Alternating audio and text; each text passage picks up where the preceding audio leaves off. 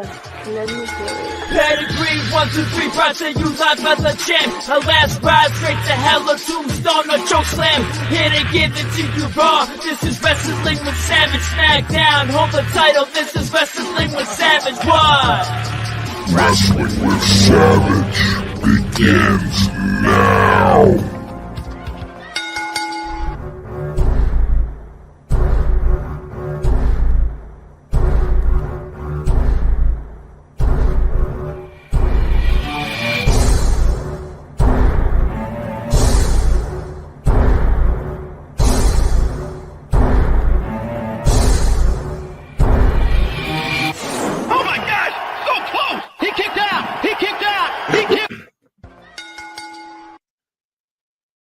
Welcome back, everyone, to another wonderful episode of Monday Night Live with Savage. We're going to be watching Monday Night Raw on the USA Network, and it's been a very busy weekend in the world of professional wrestling. Of course, last night was Forbidden Door, and I have a lot to talk about Forbidden Door.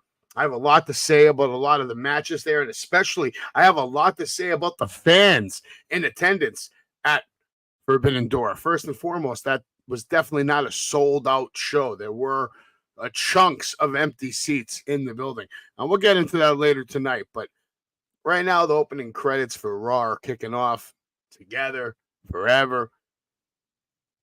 And it's stronger than ever. The WWE, and it's evident after last night, after watching AEW, it was evident last night to me why WWE is exactly what they say they are, which is forever.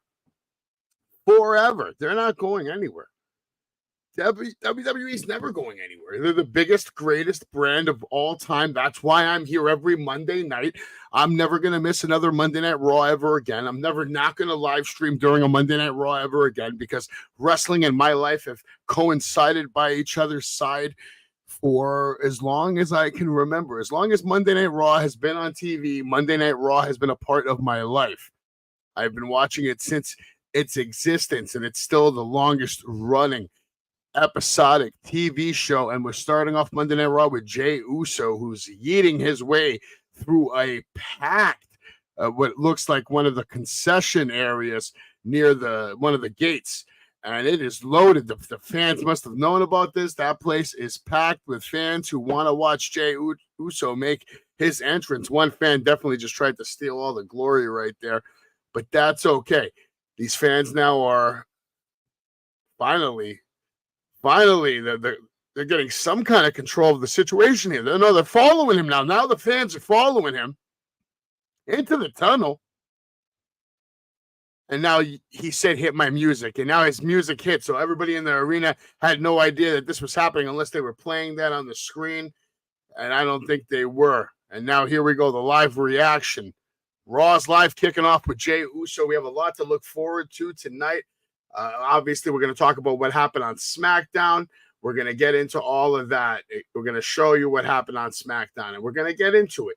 But before we do that, we'll give you a little preview of Monday Night Raw. So later tonight, it's father versus son here on Monday night. I appreciate you, whether you're watching on Twitter, on YouTube, on Facebook, or on Twitch. We got people watching on all 4 platforms right now.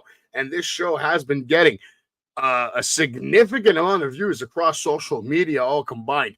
We are growing every day on the road to 10,000 on YouTube. So I encourage everyone on Twitter. I know there's all 21 of you, whether it's 21 robots or 21 real humans. Either way, you need to get over to YouTube. Show me that you're real humans. Come over to YouTube. Make that 5 turn into a 25 right now. Subscribe to my YouTube channel so you don't miss out on Wrestling with Savage. We do a lot here. We cover a lot. We talk about a lot. We work with professional wrestlers on a regular basis. And honestly, we get the job done. We work with the best of the best in the world of professional wrestling.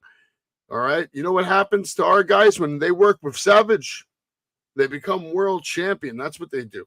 They get signed by WWE and have the greatest debut in the history of humanity. Because those are the kind of stars I'm looking to work with. I'm not looking to just work with anybody. No, I'm not. Not me. I'm trying to work with absolute stars right now. So Jey Uso's still doing his entrance, so let him do his thing.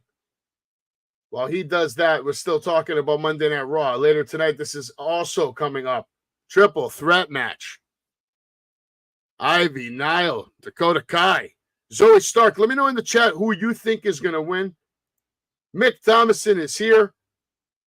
He's one of my OG Savage Kingdom members, so we want to give a big shout out to Mick Thomason right now.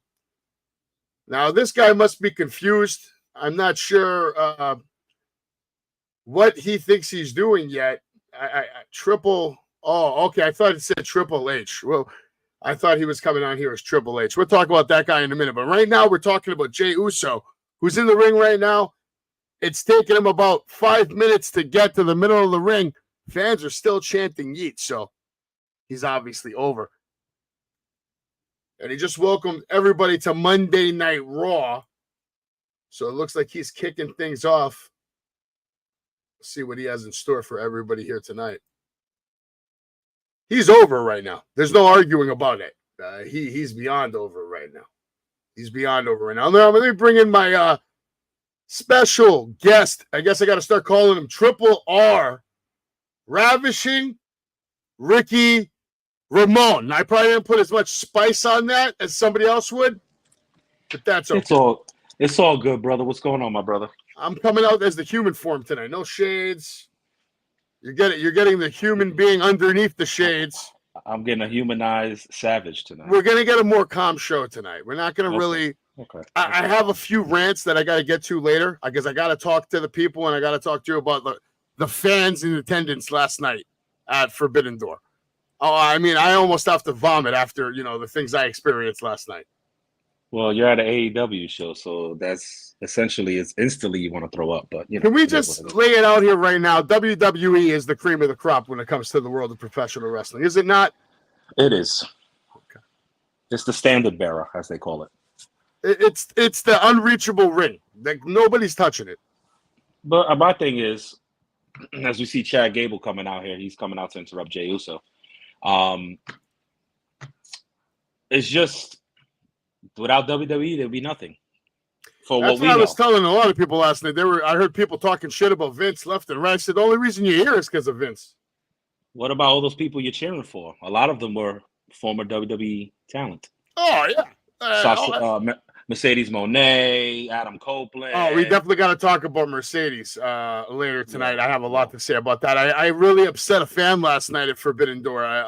Because I was going off on Mercedes Moné. She sucks. She's overpaid. She's this. She's that. Bailey's better.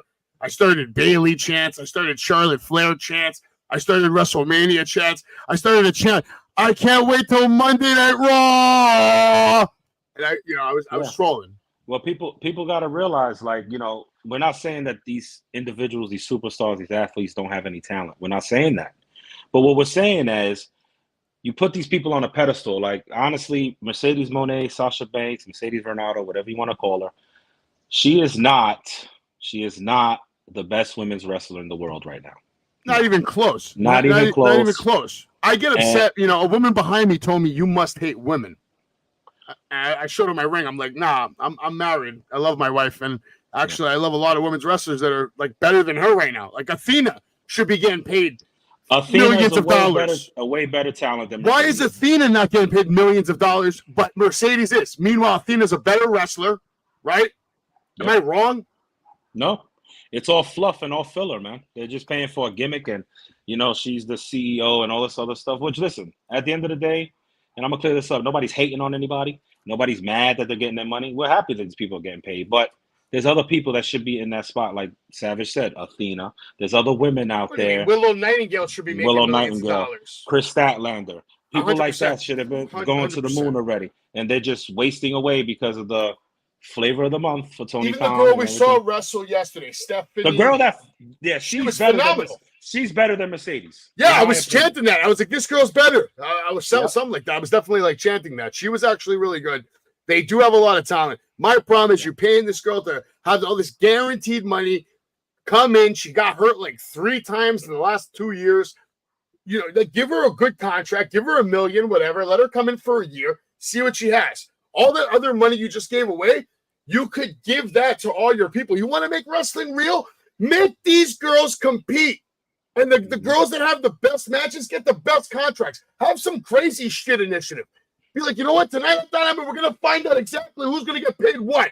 Because whoever, we're going to do like crowd reaction type of shit. You know, all these girls are going to have matches. End of the night, we're going to bring them out. And you, the people, the fans are going to decide who's getting $4 million, who's getting $3 million, who's getting $2 million. Wait a minute, Savage. Wait a minute. We got Uncle Howdy. Where? He's coming out. I don't know if I'm ahead of you. Lights are out. You fucking with me? Lights are out in the arena. Yeah, you're probably a little ahead of me. I'm going to refresh right now after this match. I don't want to miss it. Yeah, the lights just went out for me right now. Oh, man. Yeah, everything they've been doing with Uncle Howdy's on point. I mean, it's if not the best promo, the best beginning history, bro, of any storyline I've ever seen, period. And it coincides with Jacob Fatu's debut, which together, maybe the best Raw SmackDown combination ending we've ever seen in history. I totally agree with that. Totally agree with that. We got Smoke filling the ring. We got Chad Gable running through the crowd now, scared to death. He does not want to see Abby the Witch, or should we say Nikki Cross, coming out again. Because that's not Sister Abigail, guys. That's Abby the Witch. I'm hoping they do this, because you're obviously ahead of me, but I'm hoping they do this one at a time with the characters. Oh, good God. Good God, Savage. Hopefully it's one. I still see the Smoke. He's backing up right now. Lights are on. Yeah. This has all been well done. I can imagine a child watching this right now, a 5-year-old, 6-year-old, not knowing that it's, you know, they think this is real. They're scared of the boogeyman. This is great. This is phenomenal, bro. Oh, shit. What is that, the Butcher? Is that Huskus? It looks like a Huskus, yes. Wow. I think that's Gacy, right? Huskus the pig. Yeah. Wow. Gacy was born for this, man. It's his time to shine. Gacy's great, man. Imagine how he's feeling right now, coming up from NXT and being given the privilege of working this angle. And, like, this is how you're going to debut on the main roster as, like, a stud, a beast in this crazy faction. Okay, we got more than one. Who's that, Rowan? Bunny? I see the Bunny. Is that Uncle Howdy?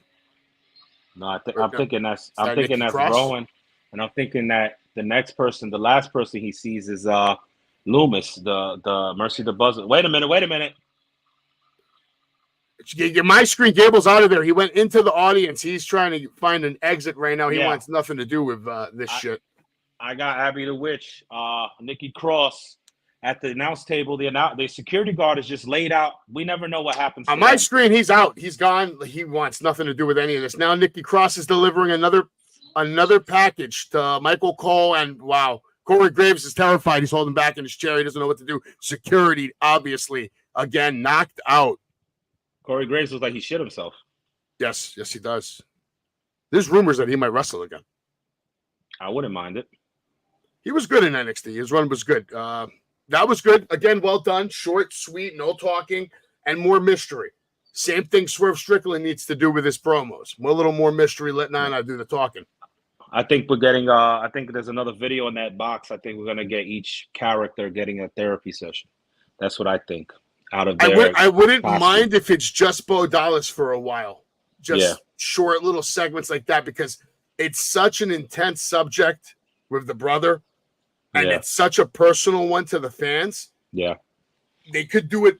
They might go slow on it just to really do it justice, to say, you know what, we care about, Rotunda legacy, and we really want to make sure that everybody understands, like, his brother's going to be with him for this whole. It's crazy because you feel his brother there anyway. That's what makes this so wild, is you're watching this, and I'm sure there's certain people that they're looking at Bo Dallas. You just see Bray right next to him, holding his hand. And you just tell how he talks, his mannerisms.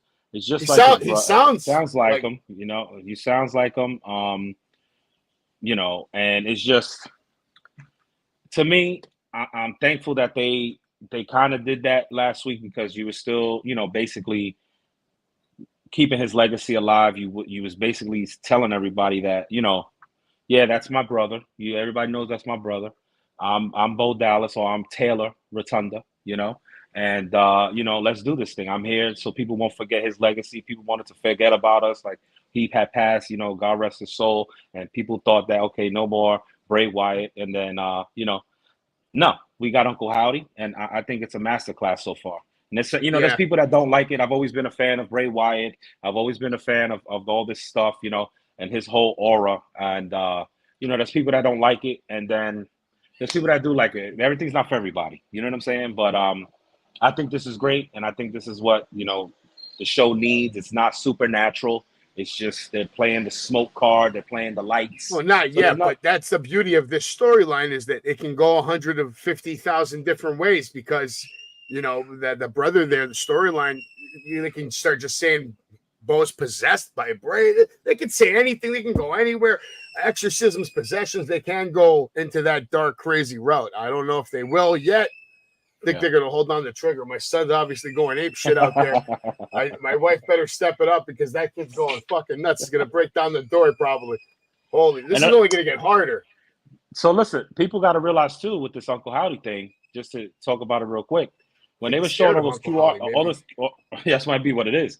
The QR codes, the little videos you would get and everything like that, the riddles, a lot of it was basically him talking to a therapist. The therapist that talked to Bray was talking to Uncle Howdy. So some people are saying that video we saw last week is really him talking to the therapist, but it's like he thinks he's talking to Uncle Howdy. You know what I mean? And that's how they're going to spin it. They were in the Firefly Funhouse. We saw that at the end, that when the camera panned out, when it showed both of them, you seen the door. They was in the Firefly Funhouse. So, this is great. And, I got a crazy take on something from SmackDown, actually. We're gonna get into SmackDown. We're gonna get into that. I have all the pictures. Just real quick, give a shout out to everybody in the chat. Ross is here. He says you're the best. Shout out to Mick Thomason. He's glad you're here. He's glad everybody's here. Mick Thomason is one of my day ones. James Maskell says each member getting an intro makes total sense. 100%. I agree. They got to take time with all the characters, so they can make everyone feel as important, as special, and make them like superheroes, like on Marvel. They make a movie for everybody, right? Mm-hmm. Every Avenger gets a movie. This gets everybody invested in the story, and this gets everybody to feel an emotional connection with these characters, and that's a big deal, because a lot of times with the Vince era, when somebody, let's say, got called up from NXT, they would just be thrown on TV. And if you never saw NXT or you don't watch NXT, you're like, well, who the hell is this? And people in the crowd are like, who is this? You know what I'm saying? And they don't get over. That's what happened to Karrion Kross. That's what happened to, what's this girl's name? Candice LeRae, and all these people, Indy Hartwell. His name is tons of people that have come up. But when you show a vignette, you get people to get interested. Oh, wow, this is why they're doing it.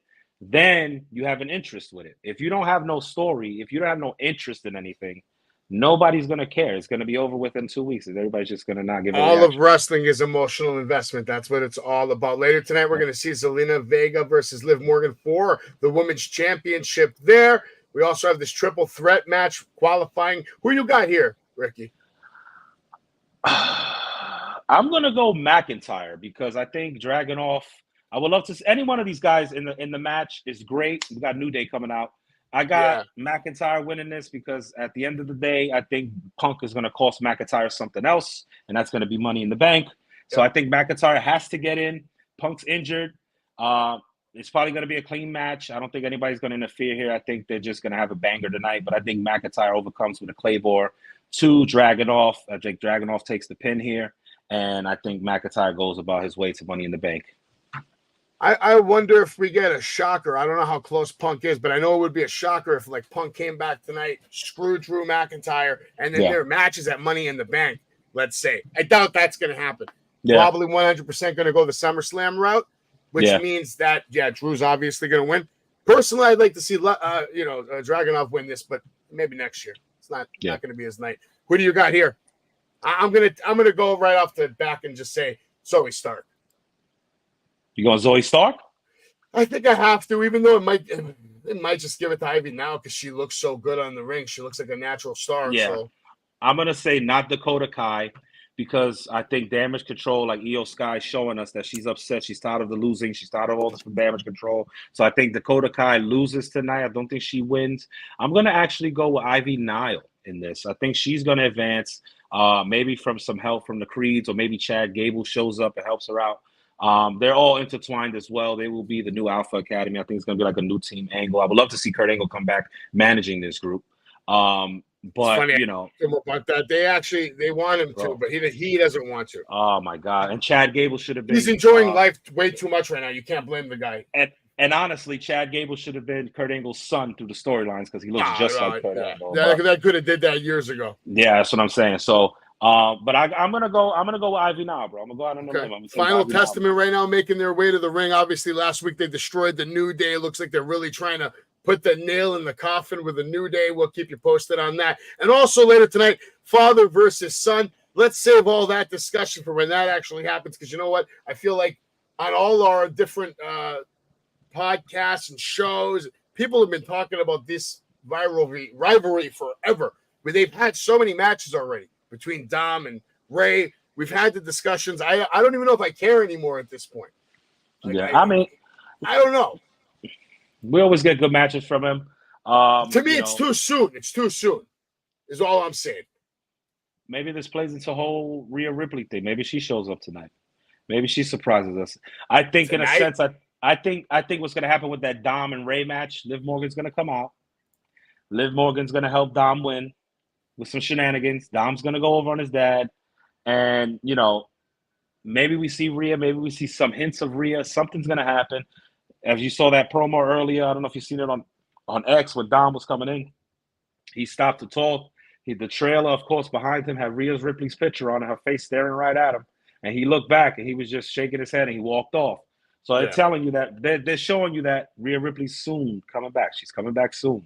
Listen, her return's imminent for sure. I'm just saying Rey Mysterio's involvement in this storyline, period, is just suspect. It feels out of place. It feels out of left field. It just doesn't mesh correct. I mean, the story was already hot. You're throwing the dad in there. Why is the dad invested at all? He should just not even give a shit, not even waste his time.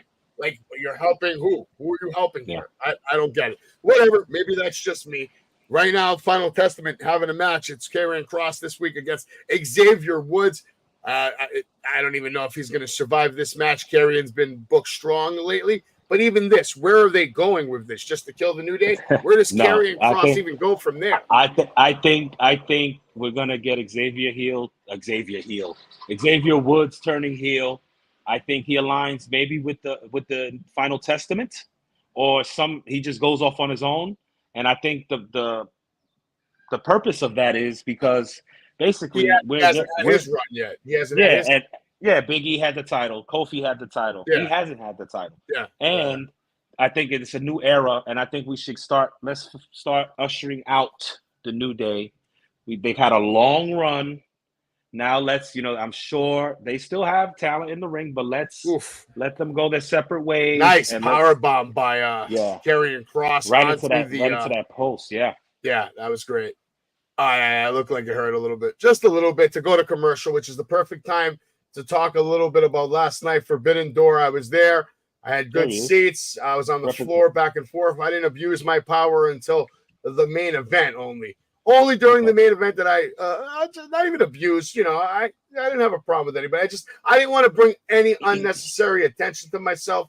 So I waited till the right moment to, get my little content.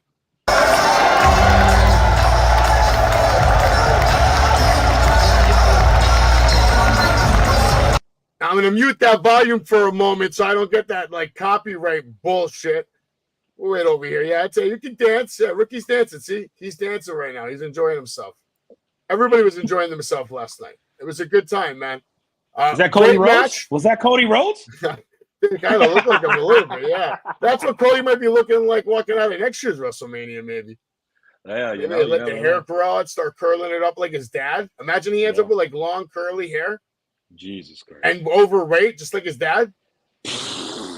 Yeah, it would be legendary. It would be the most legendary career of all time. That's the way he needs to go. He's got to come up with the polka dot pants, the polka dot tights. Yeah, here's Nana over here. Yeah, we can unmute it now. There's Nana.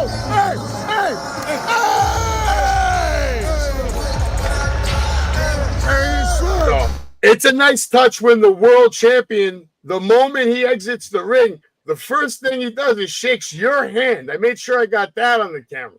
First thing that world champion does, comes and acknowledges the Savage. Because you see, Ricky, you know what happens when you work with Savage? You become the AEW world champion.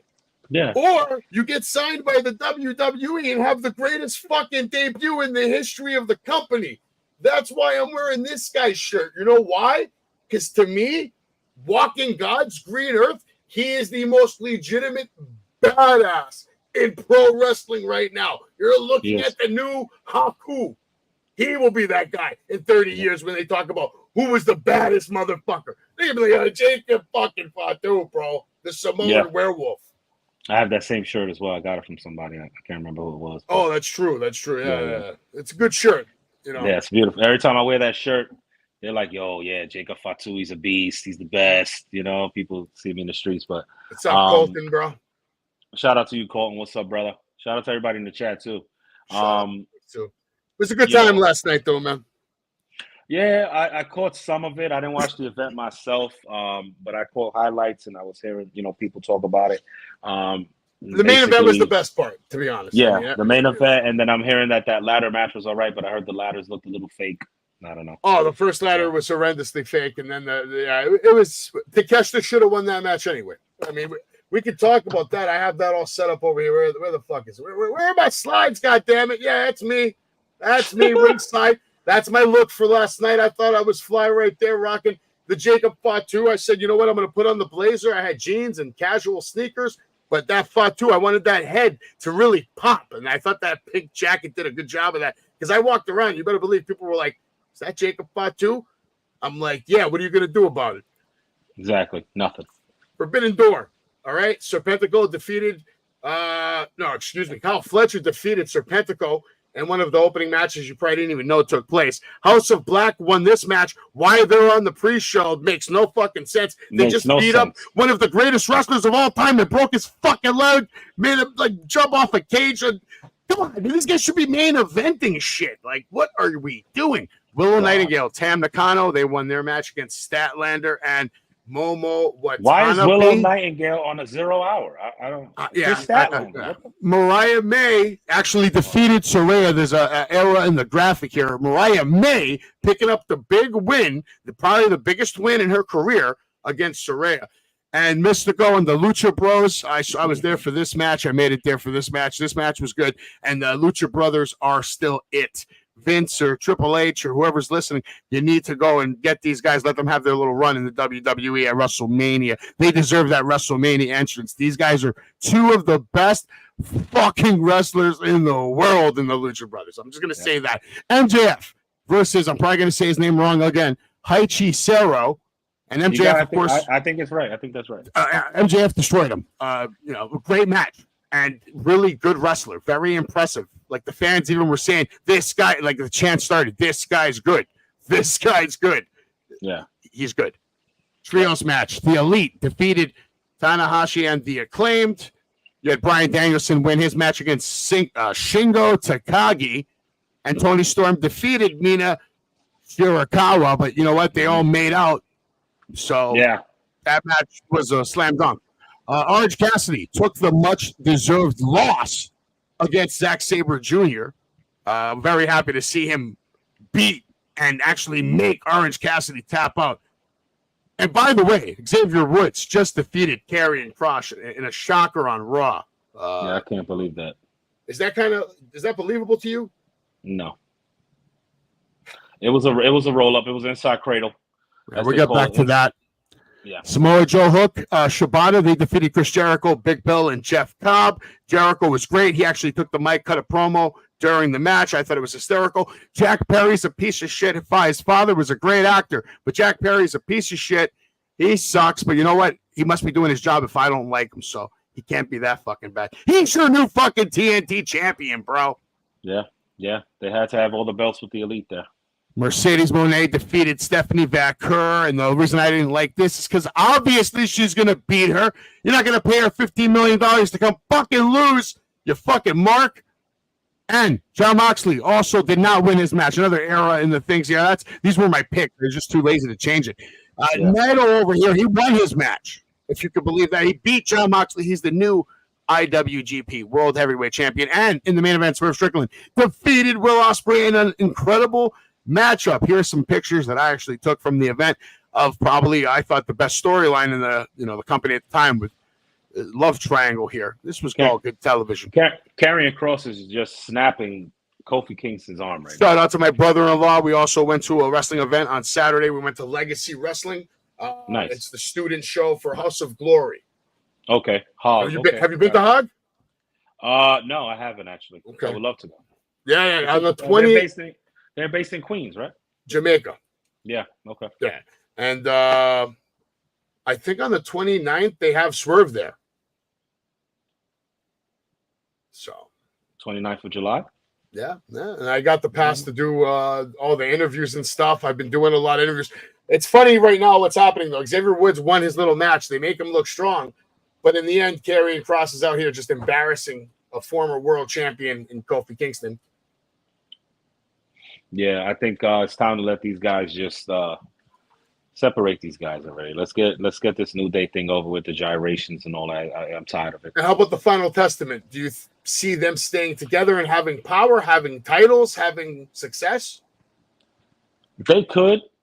It's just, I think the whole way that Karrion Kross was first brought up, it was no investment in him. And they took him as a joke. He lost as the NXT champion to Jeff Hardy.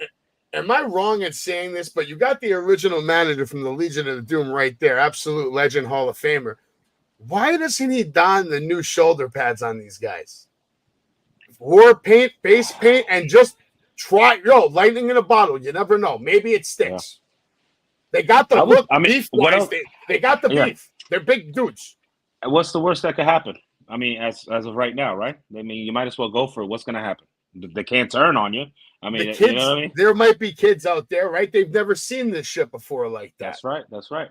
And then you can get the fathers and the mothers saying, "Oh, wow, I remember the Legion of Doom," and that's what they're paying homage. And the marks out there, right? It's 50-50 thing. Either they're going to hate you or they're going to love you.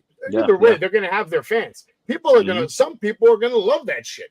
All the toys, think about all the new merchandise, all the new shirts, toys. Put the shoulder pads on these guys and pay homage to, let's be honest, I'll argue it till my death, the greatest tag team of all time. Pay homage. Yeah. We got I don't know if I'm still ahead of you. We got Dirty Dom with that thick mustache, and we got Damian Priest. That mustache is beautiful.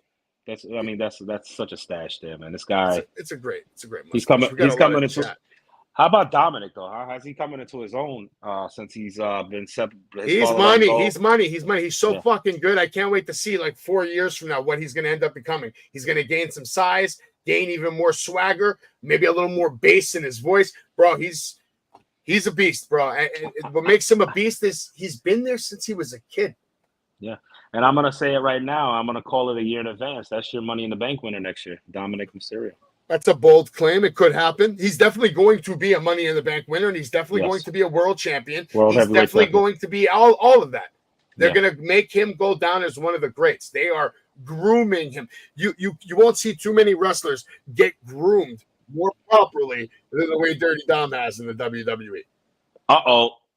They go into the Judgment Day's locker room, into the clubhouse, and how old is Dirty Dom? He's definitely in his 20s. I don't think he's older than that. I could 22, 23. Is he younger than Randy Orton was when he won his first world championship, which was 24? I'm gonna say he's like 25, 26. We gotta he can't. We gotta find out. Yeah, he can't be the youngest, but I think he'd definitely be the world heavyweight champion. That's a record that might never be broken by anybody. That's true. That Randy Orton winning the world championship. What about Braun Breaker? How old is he? I'm not sure. He's probably 23. He's ready. Yeah, he might be right at the cusp, right? He's ready. Yeah. It's not happening. He's gonna win the IC title. That's for sure. Braun, but not at Money in the Bank though. No.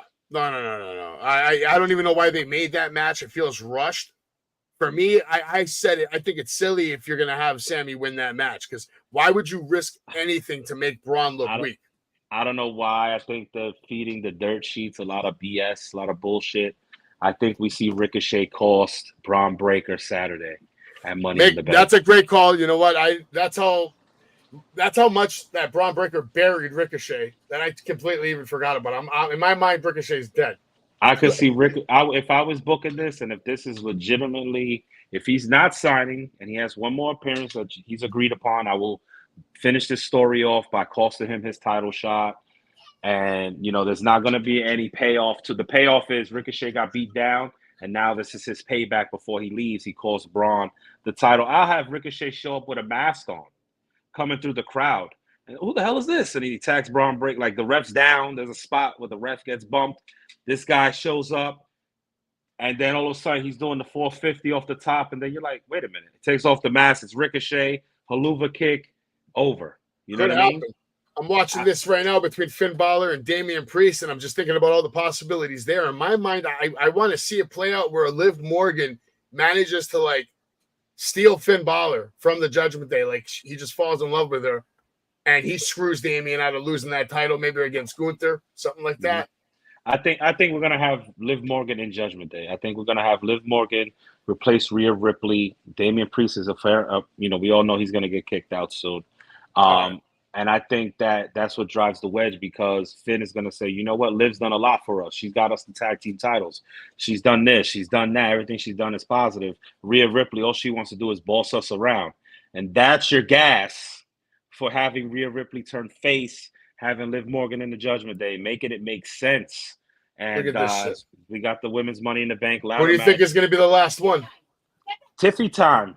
Tiffany Stratton's going to be the winner here. The last participant in the match. Is there a match for this, or is this just a mystery opponent that they're going to have? I don't know. They'll probably SmackDown. They're going to have a match, I'm assuming. Unless they have one tonight that they didn't announce yet, but I'm going with Chelsea Green on this one, man. Chelsea winning in her hometown of Toronto. For her to beat Bianca like that, and just outsmart her and that's a big win. That's a big deal, because they've booked Bianca like the way AEW books Jon Moxley. Like, she just doesn't lose. Yeah, I think that's a good pick. I wouldn't go against that, but I really think that it's Tiffy time. I think Tiffany Stratton will cash in on Nia Jax. I have no problem with that, though, by the way. Like, yes, it should be Tiffy time 24/7. I agree with you, but I just have a gut instinct. I don't know why. And it has to do with Matt Cardona, too, because I think they really want to get Matt Cardona to come to WWE. And the only way you do that is probably by taking care of his wife very well. So, maybe she becomes Mrs. Money in the Bank. Next year, Mr. Cardona joins the show. I got a great way to get Cardona introduced. You could have Carmella come back, have Chelsea and Piper Niven beat her down, and then you have Corey Graves try to interfere. Listen, back up. This is my wife. This and that. And Corey comes back to wrestling with Matt Cardona. And then Chelsea Green's like, oh, okay, you're gonna hit a woman. You're gonna hit me. You're gonna hit me. Okay, I got something for you. And then love you too, Mick. And then we have Cardona show up, and we have Cardona versus Graves. That would be great. Or a mixed tag match. I kind of like that booking. It sounds better than the majority of the stuff we're going to see. So I got no complaints about that at all. Let's see. Let's play some random video. Lucha Brothers still doing it live. Coming up, Jon Moxley's coming up next. Jon Moxley needs a fucking vacation. He needs a vacation, a good one.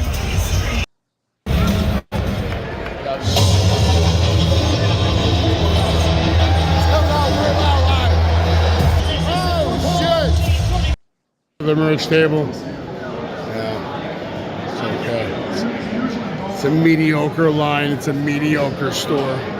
This guy looks happy. Are you happy, sir, with your purchase? He's happy with his purchase. This guy's coming to spend some money. He sees something he wants. Something you want. The fans over here lining up in the arena. Tony Storm wrestling right now, and none of these people give a shit about that match. These fans here don't give a shit about Toni Storm and her match at all. They would rather come and buy a shirt when all the Toni Storm fans are in the seats. No, fuck the match. That's why I'm here recording content, sir. Content. This is content. It's not good content, but it's content. It's what we got. It's what we got. We don't have a lot, but we're gonna try to get some content while we're fucking here. Because look at these guys. Oh man, what's going on, buddy? Let's see. Who are we gonna talk to? See this guy. This guy knows. He's got the right belt. Why are you here, sir? You're a WWE fan? Better than AEW, right?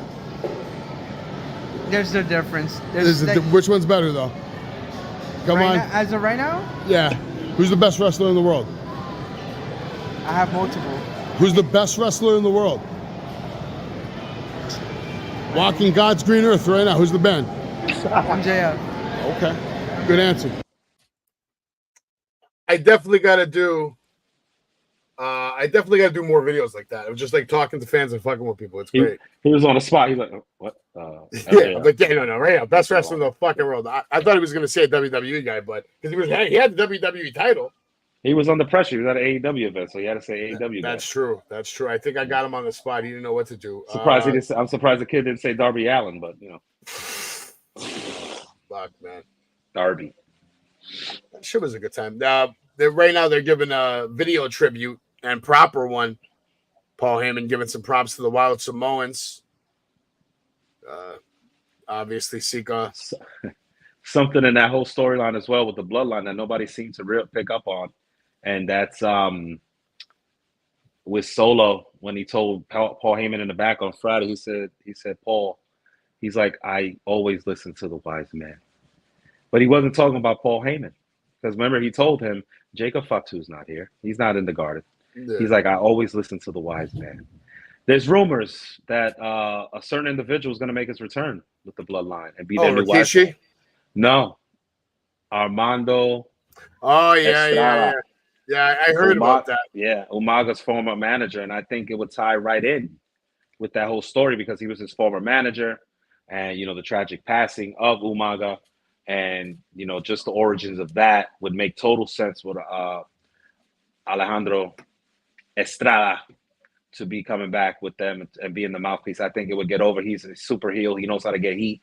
And I think it would help Solo out a lot too, that he doesn't have to be so much on the mic, which I think Solo's been doing good. I think a lot of people are not giving him enough credit for the role he's been playing and the way he's evolved. He's supposed to be. I was actually happy with his work on SmackDown. I thought he did a good job for what that was, because that's a big moment right there.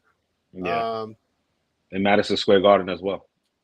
Me personally, I would have liked to see like another massacre from Jacob Fatu, but we live to fight another day. Yeah, I can't wait to see that first match like with him. I'm waiting for the Roman Reigns pop. Oh, that's coming too, but I think they're gonna build that up. It's not coming as soon as we think. Here's what I think. I think it's a big swerve. I think my opinion personally, and let me know if you agree with this, as we got Kathy Kelly in the back with Selena Vega getting ready for a match. I think Paul Heyman shows back up at SummerSlam or right after SummerSlam, and everybody's thinking he's going to have Roman, and I think he brings out Brock Lesnar. I think we're going to have a 3-on-3 match with Brock Lesnar, Roman Reigns, and CM Punk, all Heyman guys. Could be, or we could possibly get, let's say we get Brock and Roman against the Guerrillas of Destiny in a tag match. Who would ever thought we'd see Brock Lesnar and Roman Reigns teaming up? No, why not? But it makes sense. That's like Hulk Hogan and Macho Man. That's like a new version, modern day Mega Powers. That's what I'm saying. You have those two guys. You go a lot of ways with it. You can have Brock show up, right? You can have Brock show up for a night. Have him show up to confront Solo in the Bloodline, and they beat the shit out of Brock Lesnar. Jacob Fatu destroys Brock Lesnar. They all jump Brock Lesnar, put him through a table. He's out. He's laid out. You would have thought you see Brock Lesnar leaving on a gurney. This is to show the strength of the Bloodline. Yeah. And then you get Roman coming in. Maybe you get a Jimmy Uso coming back. You get a Zilla Fatu showing up, a Hikuleu. One of these guys coming. I think we're going to get Hikuleu with Roman. Well, I think it's going to get wild with the bloodline storyline because there's still a lot of cousins left. There's still Lance. There's still Sean. There's still Alpha Jr. There's Zilla. And there's even girls that we haven't even seen that are wrestling right now on Mission Pro Wrestling. There's Samoan Dynasty family. You have Nia Jax, also part of that bloodline no one's talking about. Any minute she might turn around, join with Solo, and say, you know what, we got to spread the faction. I'm gonna, let's bring in our girls too. There's no reason this thing's gonna slow down. If anything, it's probably just gonna get bigger, and then it's gonna be at the end of the year. The Rock's coming back. Final Boss shows up. It's time for, and then it just all hypes up again, and everybody gets excited. Maybe Rock comes back earlier than Rumble. I don't know. I'm thinking he's going to be back by Survivor Series. I'm thinking War Games. I'm thinking Bloodline War Games. I'm thinking Bloodline Civil War for real. I think we're going to get Bloodline, the original Bloodline versus 2.0. Sort of like the NWO Black and White versus the Red and Black. I think that's what we're going to get. I think we're going to get different colors on the. I think we'll get. We might get. We're probably going to see some swerves. Someone's going to turn on Solo. Someone's going to turn on Rock, and then they're going to have to. I honestly think that it's pretty much solidified that Jacob Fatu is with them, that he's not going to turn on them. But what happened with Heyman, I don't think it would make sense if he all of a sudden turned, and then why would he do that to Heyman? I think Hikuleo was going to come in. Maybe Paul Heyman shows up on stage one night at a PLE. I think that's the best way to do it because you have the draft and Jimmy's on SmackDown, Jay's on Raw. So why don't you have Paul Heyman show up in a perfect spot? Could be Money in the Bank. He's injured. I wouldn't bring him back so soon. But maybe SummerSlam, I should say. You have Paul Heyman show up, excuse my name, and everybody's like, oh, shit, Paul Heyman's back. He's on the stage. Everybody's going crazy. And then you hear, Uso. They got the Usos come out. Then you got Hikuleo comes out. And people are like, oh, my God, who's this monster? Who's this tall dude? And all of a sudden, Roman comes out. And these four monsters, these four Samoans, the bloodline, the Anoa'i family shows up to do battle with Solo and everybody else. And I think that's what might happen at SummerSlam. I think SummerSlam is going to be Cody Rhodes versus Solo Sikoa for the WWE Championship. And I think that's what's going to kickstart everything for our journey to the end of the year. And like you said, to the Rumble and to everything else. And it makes sense. You want Solo working with Cody so you can elevate him and build him as a reputable monster until Reigns comes back for sure. Especially if he's going to be the leader and he has a guy like Jacob in his back. It would be crazy if somehow, some way, he manages to take the title away from Cody. I mean, I don't think that's happening, but God, would that be a plot twist? I think this is all leading to the Royal Rumble, to War Games, and after War Games, it's going to lead to Royal Rumble. I think we're going to get The Rock telling Cody, you were crying, you were a crybaby, you won the Royal Rumble, you had your title shot, blah, blah, blah. So I'm going to enter the Royal Rumble, and I'm going to win the Rumble, and I'm going to challenge you at WrestleMania Sunday, night 2, the main event, Rock in versus Las Cody. Vegas. Yes, I think at WrestleMania, we might get Roman versus Jacob Fatu. We might get Roman versus somebody else. I'm thinking if you put Roman, we still could get Roman versus Rock for all we know. We could. I think that's going to go. Everybody was clamoring for that match. But now look what we got with this story. You have so many ways you can go. I think we could do Rock and Roman at 42. I don't think they have a clue what they just unleashed with Jacob Fatu because guy's got the number one shirt on WWE.com right now, hasn't even had a fucking match. So here's my prediction. What if Jacob Fatu goes off on a blaze of fucking glory like no other right now and just makes it beyond clear, I'm the baddest motherfucker here, doesn't listen to anybody in the bloodline, loses his mind, beats up his family, beats up anybody that comes near him. Rock has to come back and be like, hey, boy, you gotta calm down there. And then we get Rock versus Jacob Fatu at WrestleMania. That could happen too. I think Jacob Fatu would kill the Rock in the ring if he has a. Yeah, I don't see that. I don't think the Rock wants to get in the ring with that boy. Right I think the safe bet is Rock and Cody. If you get Rock and Solo at SummerSlam, they're gonna make Jacob take it easy though. They're not. If you notice him too, he had the way he was pacing. Looking at Solo the whole time. It's kind of like, is he lining them up? Is he brought in as a? We're getting like the Bravo version of fucking Jacob Fatu until they pull off the chain because they can't have him right now go all out. He'll look better than everyone around him. Yeah, he's definitely the biggest one out of all of them right now. Like it's Solo, he gets the respect because he's been there for a while doing what he got to do. But Jacob Fatu definitely takes that whole aura from them because Man, I've seen this guy in the ring live so many times. I feel like spoiled at this point, and like guy that big shouldn't be able to do the things he does. If people haven't seen what he's done in the ring through highlights or seeing him in person, you're in for a big surprise. This man moves around like he's 150 pounds, and he's damn near 300 pounds. He looks great. He's slimmed up. He toned up. He looked great on SmackDown. But I don't know, bro. He's just I'll tell you what I do know. The next big star. I'll tell you that. You know what I do know? I know Liv Morgan, right? She has a match coming up against someone who didn't even earn this opportunity. And that's something that's always driven me nuts with Raws and SmackDowns.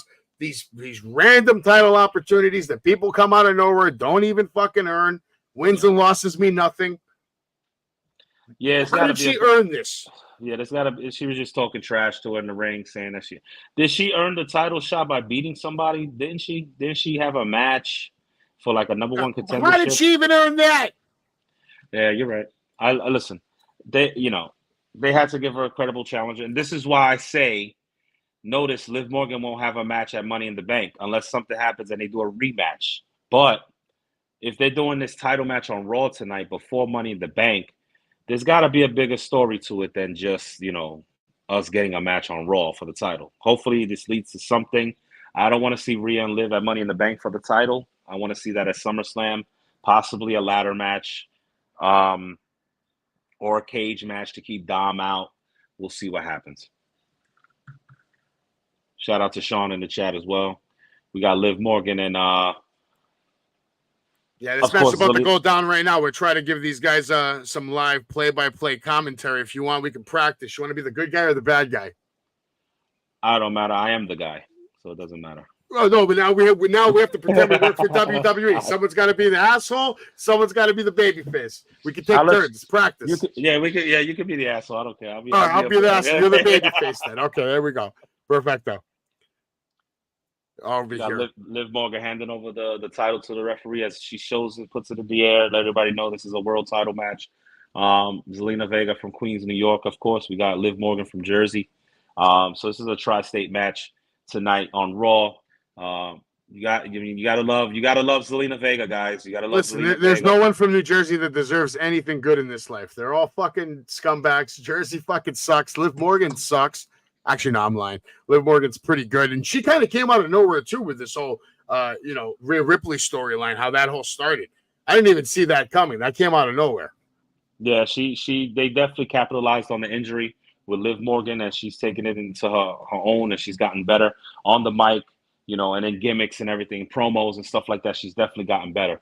But yeah, I think we're in for a decent match tonight. I don't think it's going to be horrible. And that's another thing. No, they can both wrestle their asses off. I have no argument with their wrestling. I just give them credit on the writing for that one because obviously when an injury happens, 6 months to a year of plans just immediately go down the drain, and you have to adapt on the fly. And they're usually like war. Most troops are prepared. They have multiple game plans, battle plans. So they probably had this one in the back burner, pulled the trigger on it. I would say it's one of the better swerve decisions I've seen from an injury, like how you handle the storyline, and because obviously the whole thing with her and Dom, it just matches up. Yeah, and then they threw Becky Lynch in there for a little bit just to get her a title. Yeah. And, what I'm saying? I think a little bit of a rub too, title and a rub. Yeah. It definitely was a rub to give Liv Morgan that title. So Sean's in the house. He's a big Marty Jannetty fan. Shout out to Marty Jannetty and prayers to him. I know he was partying so hard that he's going to need everybody's prayers. Really? Yeah. Party. He's an animal. He's probably having an orgy right now with like 13 cheerleaders. Oh my God. Shout out to Marty, man. Blue Chew. The problem is the cheerleaders aren't like, from like current college. It's like an anniversary or something. Wait a minute, Savage. We got the best mustache in the business coming out right now. Dirty Dom. See, again, why is he getting involved? Why is he here unless he likes her? Exactly. If he doesn't want nothing to do with the woman, why is he out there to help Zelina get the title? I mean, what's going on here? Dom is the best guy in the business right now because he's got a side chick, he's got a girlfriend, and he's got a wife. I mean, does it get any better than Dom right now? Dirty Dom. Dom is the man. Dom is the man by association. He's got a fellow. Wait a minute. Here comes Poppy. Here comes Dad. Here comes Rey Mysterio, that deadbeat dad coming out there. How dare this? You know what? He is a deadbeat dad. He left Dom for fucking shit. He was all over the world touring. Wasn't there for birthday parties. Wasn't there for graduations. He barely sent cash or cards. His mom had to wait in line to get bread sometimes. It was a hard life. He lived a hard knock life, Dom. And he went to jail. Yeah, Rey Mysterio was more of a father to Psychosis and them guys. Eddie Guerrero was more of a father. Yeah, Eddie Guerrero. Yeah, that's really Eddie Guerrero's son. He probably is. I mean, he really looks like him, too. He does look like. Got that mullet going. Got that stash going now. Did you get your tickets for Wolverine Deadpool? No, but I do want to see that. There's also another movie I want to see called I believe it's called Safe. Okay. The guy, M. Night Shyamalan film. It looks pretty interesting. I haven't seen that. I heard Biker something was good. There's like a bike movie, some shit. For that. Yeah, that looks good. I think Tom Hardy. Now, this Deadpool I gotta go see though, because that's gonna kick off hopefully the whole X-Men versus Avengers universe. Well, there's a big rumor that we might get a big part in that movie for Wesley Snipes' Blade. Oh yeah, there's been talks about that as well. So this multiverse thing has really captivated us. But they say it comes to an end. What 2026? We're probably gonna see crazy shit now. You're probably gonna see like 4 different versions of Blade in that movie. It's not gonna be just Snipes. They're probably saving him as the last cameo. Yeah, you need to do World War Hulk. That's what we need. We need a World War Hulk movie, which I heard they're gonna rumorly do, which all the different color Hulks and stuff like that. Yeah, but there's a lot of ways they could do with that. They have so many X-Men stories. All they got to do is Age of Apocalypse, man, and give it the Avengers treatment. They got stories for days. I can't wait to see what they do this year. First movie I wanted to see in the theater in a long fucking time. Did you watch NXT last week? I caught some of NXT. I did. Are you ready for NXT Heatwave? Live Sunday, July 7th. We have now a fatal 4-way match for the NXT Championship. Twick Williams has his work got out for him. Who do you got in this match? I wouldn't be surprised if it's Ethan Page. I like Ethan Page, and just to get back on that, look at these two guys, man. Look at Shawn Spears. Let's look at Ethan Page. These guys are on the marquee for NXT. When they were sitting in catering and wherever they were in AEW, doing nothing, getting wasted. Talented individuals. I'm glad to see them getting their shine, their proper shine that they should. I would go with Ethan Page, but I think we're going to see Trick Williams retain here, and I think possibly we open up a rivalry between Ethan Page and Shawn Spears after this. I would like to see that. Yeah, it could definitely happen. We have another match here. Lola Vice already in contention for that women's championship. I've been saying it for a while now that she's a star. I think she's beating. Listen, perfect timing for Roxanne Perez to come up to the main roster as well. Lola Vice has the look. She is a badass, former MMA star. I think she wins. I don't know if you agree with that. I wouldn't mind giving it to Lola. For some reason, I think Roxanne retains here. And I think her next opponent could possibly be Sol Ruka. I like Sol Ruka a lot. She's money to me. Maybe she's not ready for the title, but I think that could be possibly another opponent through a number 1 contendership. But I'm going to go Roxanne Perez on this. Okay, so Ruka definitely has a bright future, and I can't really argue with you, man. I think I want Lola Vice to win this more than I think she's going to win this. Roxanne right now is performing at another level. She's killing it. She's much like her current run right now is better than anything she's done in the past. Her matches are crisp, great attitude, great personality. So yeah, she probably will retain. You're probably right, man. How about here? North American Championship on the line. No way, Obafemi. There's no way he's losing to West. That'll damage his whole thing. Like it didn't There's make no sense. Fucking way. It's probably going to be a great match. Yes, but no way. All right, your girl Soruka. She's going for the North American Championship. Yeah. Does she get it? I don't know why. Because they just gave it to Kalani. It's like, how do you take it from her? Yeah, like why? I thought Soruka was going to win that ladder match. Honestly. Yeah, she did not. She has one of the sickest finishes in the business. She has one of the sickest moves, the finishing moves in the business, bro. One of the sickest moves. She springs off that rope, flips around, hits you with like the cutter, the RKO like that. That's one of the sickest finishes ever. It's a very dangerous move to accomplish and to do. I don't think she wins it. Maybe she does, but I don't want them to just hot potato the title. So let's give the new North American champion some credibility. Give it to her for a few months, then have her drop it. But I think it's What's this girl's name again? Kalani, right? What's her name? Kalani Jordan, yeah. Yeah, so she's gonna retain. I agree with you. I think she is going to retain. Here we got Chase Yu. They got their chance at the tag team titles, and I think we get a it's a turn tough from. one. I It's a tough one. think we get a turn up from Duke, man. I think he turns on Chase, and I think on Andrew Chase, and I think they remain the tag team champions. I think maybe Chase Yu just goes full heel or something, and Rich Holland I wouldn't mind seeing it like a full, just commitment to Rich Holland's ideology, like do whatever it takes to win type of shit. Could be. That could be it too. He could be doing a lot of outside shenanigans. If that's the case, then yeah, they're going to win these titles. And Axiom and Nathan Frazier, I'll say this right now. Nathan Frazier, I don't care what anybody says, but I see glimpses of Shawn Michaels in him. That guy's money. As far as like speed goes, I would say he's just as fast as Braun Breaker. I don't think they talk about it. But he's, a wild man. We'll see what happens with him. This was the results from last week. Chase Yu qualified for their championship match. Yep. And then, obviously, I don't know how these guys didn't win. Tyler Bate and this guy, Pete Dunne, in there. Yeah. They were killing everybody, but they couldn't survive in the end. They tried. Now, they're still on SmackDown, right? They just came here to... Yeah, they just came in there for that match. Yeah, they're still SmackDown stars. But Chase Yu looking stronger than ever, somehow, some way, after all that gambling debt, they pulled through. Yeah. Ethan Page, like you said, man. Fucking stud, right? Yeah, he's a fucking star, this guy, man. He's on the I think he's a future world champion, man. I think they're going to fast forward this guy to the main roster. Could be. I could definitely see Ethan Page as a big heel, as a United States champion, Intercontinental champion. Definitely being that face of the mid card until he gets moved to the main event scene, possibly world heavyweight champion. But Ethan Page has everything that you want in a performer and a wrestler. And AEW dropped the ball with this guy, just like they did with Scorpio Sky as well. And I'm hoping we see. Yeah, I've been saying I think WWE did more in 30 seconds with this guy than AEW did in 3 fucking years. We're watching Monday Night Raw. You got Liv Morgan. Yeah. You got Zelina Vega right now. They're posted up on the top rope right now. Oh, good God. What are we about to see right there? Go ahead, tell the people what just happened off the top rope. God, we got them. They're up there. You got to see it right now. So it should be happening in about 3, 2, 1 on your screen. We got a code red from the top.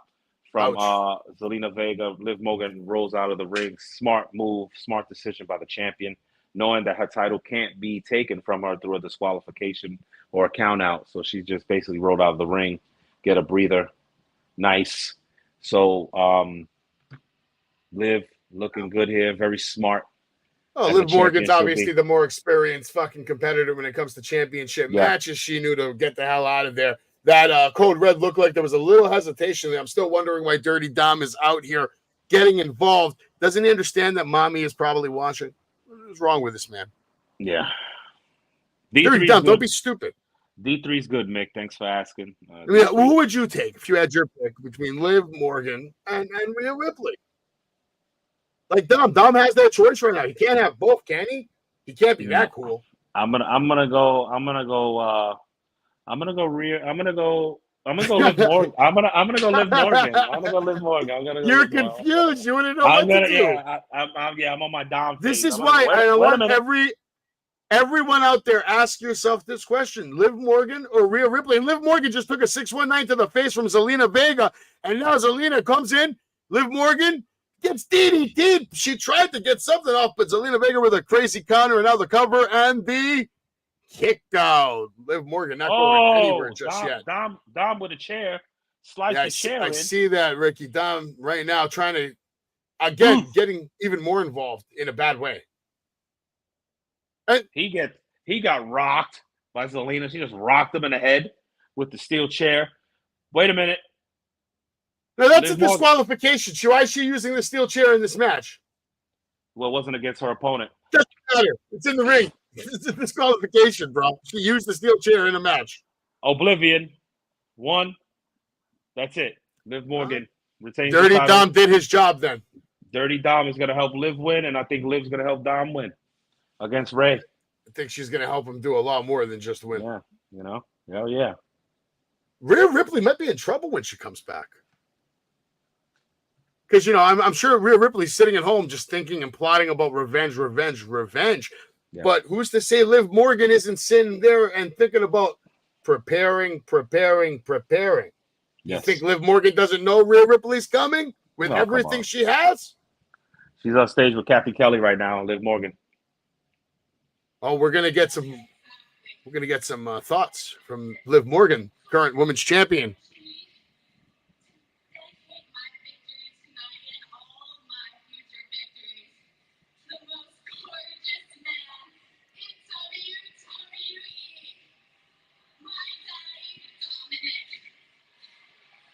Her daddy.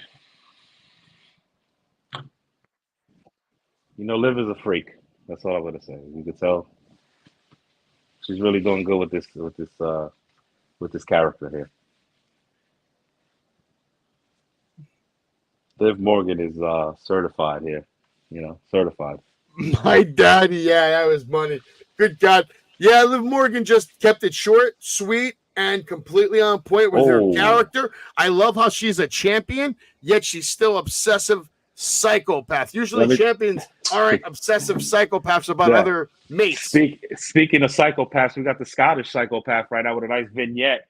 Drew McIntyre with the new merch, the DM Hunk shirt. I'm going to pick that up, by the way. Damn, that is a fire shirt. It's kind of a ringer tee. You know what I mean? One of those ringer tees. I think I have to buy that shirt. I like that. DM Hunk. I actually have in my cart. They still have the one where he's at the tombstone like this. I'm picking that up too. That's a sick shirt right there as well. Yeah. No, this whole storyline's been fucking phenomenal, man. This is the best storyline in wrestling right now. It might be. For me, I'm still going with what they're doing with Chad Gable long term. Think about it though. Not too long ago, last year, we were sitting, you're sitting there watching the product, maybe a little bit more than that, but still when you had the other regime in, and it was like, it wasn't too many compelling things, and everything just seemed so like you already knew what was going to happen. It was boring. Now you have the bloodline.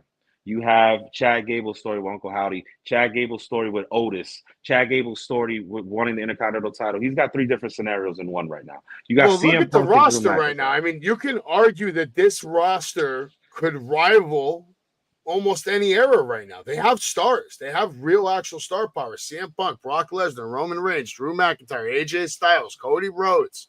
The Rock can come back at any minute now. Randy Orton's still there. Kevin Owens. Seth fucking Rollins, in my opinion, the best wrestler in the world. There's a lot of things, and don't forget Savage on Wednesday on YouTube at 7. Speaking of Seth Rollins, there he is. Yeah, there he is in the back. Somebody, is that Zoe Stark back there arguing with somebody? Who's she fighting? Speaking of Seth Rollins, he has a big match coming up this Saturday. He has a chance for his WWE Championship, World Heavyweight Championship. By the way, this rarely happens where the champion challenges you because you're that goddamn good. And I honestly think that we see a new World Heavyweight Champion at Money in the Bank. I would love to see that, but I don't think it happens only because the Judgment Day just won the tag team title. So it's like, why are you going to give them gold if you're about to just rip it off this guy? You got to realize Damian Priest is on his own agenda. He's even said it. They need me more than I need them. Okay. So I think we get Finn Balor to cost Damian Priest, or maybe we get Dirty Dom to cost Priest. Or maybe Liv Morgan, Dirty Dom, and Finn Balor. Yeah, that's what I'm saying. Something's going to happen here. And I think we're going to get Gunther versus Seth Rollins at SummerSlam. I think Gunther goes over on Seth because it wouldn't make a big deal for Seth to lose that fast. I wouldn't care about it. I wouldn't get mad about it because Gunther is a bad son of a bitch. Bro, I don't think nobody's I don't know if you're watching this commercial right now for that YouTube video. This is going to be great. This is going to be great. This is going to be the best made WWE documentary that they've ever done. And they've held off on this for the longest. I'm praying to God that I am in it for 4 seconds, yelling at The Rock like a maniac. Matter of fact, do you have that clip? Let's... Of course. I always have that clip. Yeah. I'm thinking there might be a slight chance, man, because that was the first viral moment of Mania this year. It could be. It could be. Even if it's for a split. Just to show the passion that the Rock brings out in the fans. Like, these guys are fucking maniacs. If they don't put that part, they may put the part where I started the chant, fuck his dog. Fuck his dog. Are we getting like a little preview of it here? Like it looks like we're getting Triple H going into WWE headquarters. Wow. Oh, yeah. They're teasing the shit out of this right now. Look at this. Yeah, you got Bruce Pritchard there. Have you been to the new headquarters yet? I passed by the other day, just driving by. That shit I looks seen tremendous. I seen it when it was in construction one time. I'm gonna go there personally one day when I'm near the area. I want to see if I could just get a tour, if they even offer them or give them or anything like that. I think you can. I think you have to go. I think check online. I think there's somewhere you can check Yeah, online I'm definitely gonna check. I about getting definitely a want to tour look with at that them. facility because I plan on working there one day. Yeah, you want to look at your future employer. You want to see what's going on. Yeah, absolutely. I need that. Eventually, I'm going to get in a room with this man, Triple H, and I have stories to tell him that I know will captivate his attention, including the one where I asked his wife to marry me before him. But Well, so did Macho Man, but that's another story for another day. No, But, he allegedly did much more than yeah. me. I asked a question, she blushed, and then we took a picture. But my friend hit her in the face with the camera while taking the picture. And then she was escorted out of the building. I think that's one of the biggest secrets and stories in wrestling that we'll never probably know is if. She's the only one that could possibly tell the truth right now, and she's definitely not. So, yeah, I don't know. So you got Damian Priest here. No, I got Seth Rollins here. You got Seth Rollins. That's right. Yeah. Listen, I love that shit. I hope he does win. I really do. And then we, of course, have this 3-on-3 match, or is it a 3-on-3? It looks more like a handicap match at this point. Well, I think they don't know who's going to be in the match, but I think it's Tama, Solo, and Jacob against KO, Randy Orton, and Cody Rhodes. I think that's your best bet for the 6-man. So, but then again, maybe Jacob doesn't even wrestle. He's just ringside. He's the enforcer. Yeah, that's why he might not even wrestle. I think maybe he does create chaos at the end. Maybe he destroys all 3 of these guys. Maybe they destroy all 3 of these guys. I can't wait to see just him on pay-per-view. First time he's on a poster right there. There it is. Like, that's it. That's what you want. When you're a wrestler, This is what you want. You want to work for these guys, be on a poster for a marquee pay-per-view. It's happening. Just like Braun Breaker over here. He's no stranger to NXT posters, but here he is headlining Money in the Bank almost. First time ever for the IC title. Yeah, who do you got? I got Sami Zayn here. I also agree. I think Sami Zayn's going to retain, but I see it's stupid. I'd rather see Braun Breaker beat the shit out of this man and send him on the shelf for a month. Fuck it. I mean, if you have Braun Breaker lose, it has to be with shenanigans. I think somebody has to. To me, yes, absolutely. You're right. Ricochet has to come out or something along those lines. Something has to happen. Yeah. You are watching Monday Night Raw live. I'm pretty sure every Monday now, from now on, as long as I'm okay and he's okay, I think we'll be here watching Monday Night Raw live with you. He is my special guest tonight, Ravishing Ricky Ramone. He might never get his picture on another one of these again because usually I just, I put the stars on there. We're not stars yet. We're not stars yet. No, we're not. Not yet. I'm getting there, but not yet. I'm not even a star. I'm fucking nobody. I don't give a fuck. And you know what's crazy? I go to the arena yesterday. When I go to these shows now in New York, at least 200, 300 people are coming up to me babbling some kind of nonsense now. And even that doesn't make me feel like a star. Because I'm not a star. I'm just a guy who has a big mouth at wrestling shows. And a lot of people happen to remember that big mouth. But that's okay. Tomorrow night, the WWE Weekly Update.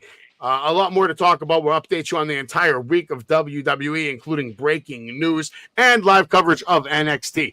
And then on Wednesday night, the AEW Weekly Update, along with our live stream of AEW Dynamite and breaking news and all that good stuff. You can go to my store, wrestlingwithsavage.com, and you can check out all the upcoming events, merch, all that nonsense. Spencer Slade, Fear the Gear, baby. You like that, right? You're like, yeah, we got multiple brands. I can get a brand for you on here too. And whenever you make like $5, I'll send it your way.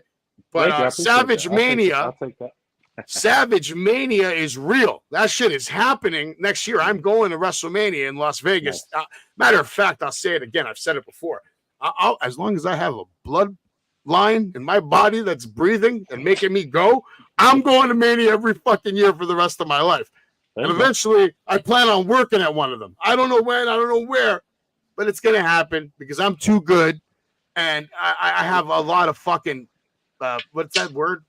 Very persistent. I mean, I'm either going to die or I'm going to do it. It's one of the two. My question for you is this, right? I want to ask you something real quick. We see Seth Rollins coming out. Yeah, Seth Rollins, best wrestler in the world. Is it time to turn this guy heel? Is it time to stop the singing? or do you think that? No, not yet. No, why not? The singing. The reason I love the singing right now is because he's probably the only guy in the world who can go into any arena and cut off any wrestler, and they will all start singing. This is an example of a man who's paid his dues and has given us unforgettable moments, especially like the heist of the century, which was the greatest Money in the Bank cash-in of all time. Yeah, no, you know, I agree with that. That's a long term. And then the Shield, the whole storyline, the dynamic of the Shield and the characters and what they're doing in the world of wrestling right now. That was the best. But what was the worst? What was the worst cash-in? Probably Baron Corbin's. I'm gonna say Alberto Del Rio when he cashed in on CM Punk to win the WWE title. When But Punk he won. was hot. Yeah, but it was no reason for Punk to lose that way. It didn't make any sense. It was like I didn't mind it actually because I thought I thought like that's how you make a guy. Like as far as that goes, that's the goal. Whether that happened or not, that night they were like, "Yo, we need to look around. There's no fucking stars here anymore." Like it was dwindling when CM Punk was having that run. There wasn't that many big guy names anymore. Like really going at it. They needed a new guy. I can hear what you're saying. I think Alberto he messed his own self up, his own career. So. Oh, well, that's without question. When you do stupid things and say stupid things, you expect, good results? No. No, absolutely not. 1 second, Savage. I'm going just to grab a drink real quick. No, you're good, man. Seth Rollins is out here looking good right now. He is your number one contender for the WWE World Heavyweight Championship. He's taking on Damian Priest at Money in the Bank. And like I was mentioning earlier, I met Mr. Zack Sabre Jr. over the weekend. We'll talk about that a little bit. But right now, let's pay attention to Monday Night Raw.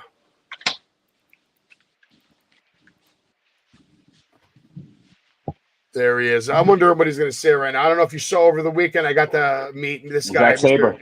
Yeah, nice. Zack Sabre Jr. So it was awesome to meet him right before he met his match. That's at the Universe? Yeah, that was at the Universe. Okay. I told him, please go kill Orange Cassidy. He said, I don't think I'm going to kill him. I think I'm just going to stretch him. And he did. He did. He really did. Gilbert, baby, the legend. Yeah, if you missed it, he was there like pretty much yesterday or the day before. I don't know. He was just there. Drew Gulak coming up July 13th. Scott Norton, July 13th. Carolina Cruz, FKA. Scott Norton, a legend, man. If you don't know about Scott Norton, guys. Oh, Scott Legend, beyond legend. Guy was a badass. Yeah. That guy could go one-on-one with Haku almost. Psycho Sid Vicious, baby. A lot of people coming up. Yeah. A lot of people coming up at the Wrestling Universe. Mick, I don't know. My channel's still up, Mick. I just don't have no content on it. I haven't put anything up. So for right now, it's on a back burner right now. But the channel's there, and eventually I'll be putting something up. Yeah, I pretty much show these every show. I just spam them because people need to know. This one I show a little more sometimes because hey, it's my signing. I'm bringing in DDP September 28th. The greatest thing about this whole thing when DDP won the title was that he had the title upside down. It was great. It's great. The Mountie, baby. We the also Mountie. know that wasn't his former partner PCO, wasn't it? Yeah. PCO was just at the Wrestling Universe a couple of weeks ago. I met him too. Again, always a nice guy, class act. But if you want to find out more about these signings and meeting all these different wrestlers, that's what I'm here for. I'm here to give you the access to the greatest wrestling store in New York City where you can meet your legends, your heroes, and guys like me will continue to bring wrestlers there throughout the years to come. So all your favorite wrestlers, just know that eventually they will all walk through the doors of the Wrestling Universe. Compliments of myself and all the vendors that work there. Boogeyman, Papa Shango, Powers of Pain, the Killer Bees, the Nasty Boys, Demolition, what the fuck? And who, the Maharaja? Holy shit, end of the year. Jinder Mahal will be in the house. Shelton Benjamin also on deck. And, first winner of the Royal Rumble, Hacksaw Jim Duggan, if you never met him. WrestlingUniverse.com. A lot of people don't know that either. 100%. WrestlingUniverse.com. Go buy tickets and come on down. They also have collectibles, comic books, trading cards. And if you say Wrestling with Savage, you get 10% off automatically. Nice. So can't really go wrong. So what's Seth talking about right here, Ricky? Update the Savage Kingdom. I mean, what is Seth telling us? I'm listening to you about the wrestling universe, but Seth basically talking about the world title, challenging Damian Priest. He's just, the same old spiel. You know how it goes. Yeah, the usual. Do you like this current look of him? He kind of looks like a Star Wars character right now. Yeah, he looks like a Jedi or something. I don't know. Yeah, right. He should come up with a lightsaber. I could see him in a Star Wars movie coming up. He would do a better job than Sasha Banks did. Yeah. She still was Sasha Banks when she did that, right? Wait a minute. She was. Yeah. She had to become Mercedes Monet all of a sudden. No, she wasn't moaning at that point. Oh, and well, Damian Priest now, of course, has to interrupt Seth Rollins. No, it's not even Damian. It's Finn Balor. It's Finn Balor. Wow, he's got balls. Okay, at least this is different. Let's see what he's got to say. One half of the World Tag Team Champions. That's right. He does have gold on his shoulder. Finn Balor's someone that I've been waiting, like, where is their return again? First Universal Champion, and we never even visited that again. The Demon. Do we see the Demon again? Ever? I think we do at some point. It's just got to be the proper place and time. I mean, maybe we get Demon versus Uncle Howdy down the line somewhere. Mick wants to know your YouTube channel. You can feel free to put that in the chat right there. And yeah, it's the same. It's just Gianna Forever. Down the line, if you want to send me whatever links you want, obviously on all the shows you're on, I'll drop them in the description as well so people can follow you. And if you ever want to stream straight to your channel too, let me know. I can make that happen for you. Yeah. We got Finn Balor coming out here, creating a wedge here. This is like a little swerve here. But I don't think Ricky has a problem just being on board with the Savage Kingdom. This is a solid train, and it's it's going at a good pace. I don't see it getting derailed for at least 40 years. I think I got a good 4 decades left in my heart, Ricky, before I drop dead. I think so. At that point, you'll be about 117. No, 81, too. I don't want to live longer. The moment I can't wipe my own ass is when you can call it quits for me. Yeah, I think you can pretty much, I don't want to sit there and stare at someone in the eye while they're wiping my ass. You know what I mean? Like, that's, imagine that. You just sitting there. Because you're going to be staring at him. Uh-oh, here comes the champion with a mean swagger. He looks pissed off. Damian Priest looks pissed off. Yeah, but is he pissed off at Finn Balor for opening his mouth? I think, is this a setup? Wait a minute, here we go. Hold on, wait a minute. Let's see what he's got to say here. Because I believe Damian did agree that nobody from the Judgment Day would get involved in this match. Yeah. Oh, here we go. He just told Finn Balor, I said nobody else is getting involved in my business. He's out of there. We got a new champion Saturday, guys.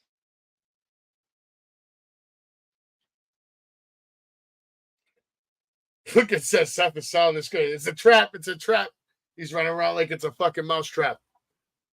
By the way, I want to thank everybody on Twitter. I don't know how, but we have 57 people watching us on Twitter right now. Somehow, some way, the algorithm's pumping. If you motherfuckers aren't robots, go to YouTube. I rarely do this, but I'm going to do it right now. Go to YouTube and subscribe to Wrestling with Savage. The link is right there in the bio. Come watch us on YouTube and show some support. Because Twitter don't fucking pay the bills. Let me tell you but something. YouTube do. Let me tell you something. I'm the Monday Night Delight Triple R, right? And this is what happens when Triple R gets on the airwaves. We lighten up the stage. We bring the attention. We bring the gravitas here. We bring everything to the Savage Kingdom. And everybody wants to watch and see what happens. They want to get our opinions. They want to see what's going on, what's our takes. So, we got Finn Balor attacking Seth Rollins. Damian Priest just pulled him off. Basically told him, stay out of my business. Finn Balor's really pushing it right here with this right now. Oh, my God. Come on. Damian, why are you taking so long to get Finn off of him? Stop. What are you doing? Yeah, look at Damian. Damian's going babyface. I think you're right about all this. Yeah. Damian loses on Sunday or Saturday. Damian loses due to Finn Balor. It's Saturday, right? Yeah, Saturday. Damian loses to Finn Balor. Due to Finn Balor, doesn't make Damian Priest look weak, losing his title like that because somebody had to interfere to make him lose the title. So he doesn't look like a transitional champion. And then you start your feud with Finn and Damian Priest. And then, of course, you have Rhea coming back. And then Damian tries to tell her, like, listen, watch your back. You saw what they did to me out there. And this is where you get Liv and Dom turning on Rhea. And it's all full circle. And that's the best way to do it. That's definitely one way to go for sure. We'll see what's going to happen here after Damian chokeslam Seth Rollins. Of course, Seth with the curb stomp on Finn Balor. One of the best choke slams in the business. Is South of It is a great, man. South to heaven, right? Something like that. South way to heaven. South of heaven choke slam. Yeah, South of heaven. It's a great choke slam. Good name. And I love how he implements Razor Ramon in his character. So we see certain guys do that a lot where they implement greatness from the 80s and the 90s. That's what I was saying earlier with Karrion Kross's guys. Put the fucking spikes on these guys. There's no reason not to put the spikes on those dudes. I mean, they don't have to be. They don't have to be red and black. Obviously, like black and white. I would think white and black. Find your local Bojangles, man. They got the Brothers of Destruction. They got Hall and Nash, and they also have I think that's Shawn Michaels. What is a Bojangles? Is that like a Wendy's or something? Bojangles is a chicken place, kind of like a Chick-fil-A and stuff like that. Is that in New Jersey? I don't know any in New York. I believe they're more down south. I mean, when we went to Myrtle Beach 2 years ago for vacation. These are nice. These are nice cups. You know, this is a good sign though. It just shows you how much work they're doing at that new WWE headquarters. Because this isn't like any wrestlers making these deals happen. These are guys in the office that are making small little things like this pop up probably all over the world. Yeah. We're gonna get more merch, more collectibles, maybe ice cream bars. We'll see what happens. I wouldn't mind now. Or new version. How about Lunchables? WWE Lunchables, right? You open it up and you never know. You're going to get like some kind of cool thing from one of your favorite wrestlers. I would call them superstar stacks. Money. Dude, superstar Hot Pockets. Superstar pizza. Yeah. Your pizza will be in the shape of Liv Morgan's ass. Take the money.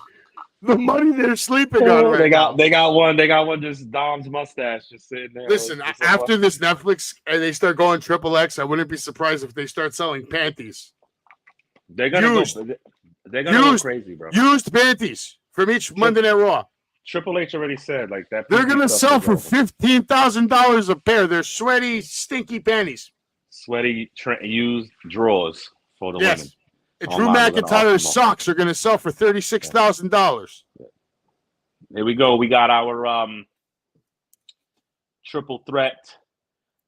Ash cheek pizza. Sean likes it. Ash cheek pizza. Look at that. Nothing wrong with some BBC News breaking. Tony Khan, one of the founders of AEW, has suffered a heart attack at home. He died at the age of 42 after being rescued. Okay, this guy's definitely trolling. Like, there's no way that's real. I'm about to go to Google right now. Somebody would have called me. Isn't this the final spot right here for the Money in the Bank? This is Money in the Bank right here. One of the qualifying matches, I believe. This is okay. So here it is. This is the last spot. This is the last spot? This is the last spot for the Money in the Bank match. We have the graphic. I'm getting to it over any moment now. I'll pull it up. The ladies' Money in the Bank match is right there. As you can see, there is one spot left. And up next, after another commercial break, one of these three women will claim it. Let us know in the chat who you think it's going to be. Like I said, Ricky, I don't know. My Twitter has been blowing up as of the last couple of weeks. We've gotten like 35, 40. But tonight's going apeshit. We're at 58 now. Come on over to YouTube, guys. Come on over to YouTube. What are people doing? That's where they got to be bots. They got to be robots. They're not even real humans. They don't even talk. If it is, it's an algorithm then. That's all it is. You know what it is? People are it's just spamming people's feeds all over the world right now. Probably. Yeah. I'll take it because maybe one of them will stay and join. That's why this YouTube shit's it's a real journey. And a lot of people aren't meant for it. A lot of people aren't ready for it. A lot of people don't even begin to comprehend the work it takes. Some people do. You happen to know some of them. I know some of them. We know some of them. Shit's a challenge, bro. To really it's not become easy. a success. You definitely, besides just your daily of what you're doing for work or whatever you're doing with your family and everything you got to do in a daily routine, and then just making content, making shorts, making videos, all that stuff is time. Until this shit starts paying the bills, it's not, and you have to do other stuff that is paying the bills, which takes up that precious thing in life called time. Mm-hmm. This is why I don't watch Collision. Do you watch Collision? Absolutely not. Do you watch Rampage? No. So me and you are on the exact same page. SmackDown, you probably miss SmackDown once in a while, but you definitely DVR the good parts, probably. No, I catch Smack. You know me, Okay. I travel. I travel upstate and stuff like that on the weekend. So I definitely, it's hard for me to do anything Fridays, but I definitely catch up on SmackDown. I definitely watch SmackDown. I see I'm what's just going trying to on get a there. fix of where your head's at, like week to week, what you're watching. Dynamite, so you're watching definitely Raw. I'm watching Raw now. I've been more into NXT's NXT. maybe. NXT been more into NXT now with what they've been doing with Okay. TNA and everything. So I've been watching that. Of course, Dynamite just to see how AEW is doing with their stories The and main everything. show, the mainstay show. Yep. Yeah, and of course SmackDown. You know, and then of course you have your PLEs and everything. So. And do you ever mess with TNA or any of these other shows? New Japan, Never New Japan. GCW. Never New Japan. GCW, I can catch some of it online. You know, they have the highlights there. TNA, I have access. I could watch it. Like I said, I think certain people in there are good. Joe Hendry, you got certain people in Moose. I love Moose. Josh Alexander. You got to be a little more intrigued to watch it now because of the working relationship they have. Yeah. Jordan Grace coming here, and TNA just needs to work on getting a better network. If they had a better network where they could place their show that everybody could see it, I think it would garner more attention. Kind of like when they were on Spike, when you had AJ and all these guys. Yeah. Now, if you had them on Spike and you have them working with, or TNN, whatever you want to call it, Paramount, whatever, you have these guys working together with WWE and they're on a main channel like that, I think the numbers will grow exponentially for them. And I think it would garner a lot of more attention because there's a lot of people that don't get access that channel. Okay. You know what I'm saying? So what I'm going to do now, Mr. Ricky Ramone, is I'm going to cut a promo here on my cell phone that I'm then going to post to a group that's got, I don't know, 12,000 members and see if we can get someone here with something to say. What's up? This is Savage here. I'm live on Wrestling with Savage right now, and this is going out to the Busted Open Nation. I want to know if anybody was near me last night at AEW Forbidden Door, if you were in my section, if you heard me talking about Mercedes Moné. I want to know what you think about fans having the right to say whatever they want at a wrestling show without having to deal with shit from other fans. You should be able to go have a good time. But I want to know this. If any of you have half a brain cell left in your head, you will follow the directions I give you right now, which is click on the little link below so you can join the studio. Make sure you have headphones and AirPods so when you come in, you can sound real crisp and clear. I want to know if you have anything to say about what I just said, or maybe you have something to say about professional wrestling related to WWE, AEW. I will give you 60 seconds, and I will go straight to the kingdom. The second you're on the screen, you're in the show. You got 60 seconds to say something. Then you're gone. You have something to say, click on the link. Maybe you have nothing to say. Click on the second link and subscribe to the greatest wrestling podcast of all time. And that's how you cut a promo. Yeah, I heard that. That's one take. We're going to post that in a couple of minutes. See if we can get some assholes in here who have something to say. Yeah. And that's another thing too. We're not here. We're not going to sit here and sugarcoat anything. We're not going to be biased. If somebody in the ring is not doing something right, or we think they're not, getting over, we're going to let you know. We're not going to sit here and sugarcoat things for any type of attention, any of that. If somebody sucks, we're going to tell you we think they suck. I would say the same thing to the wrestler's face that I say on this show.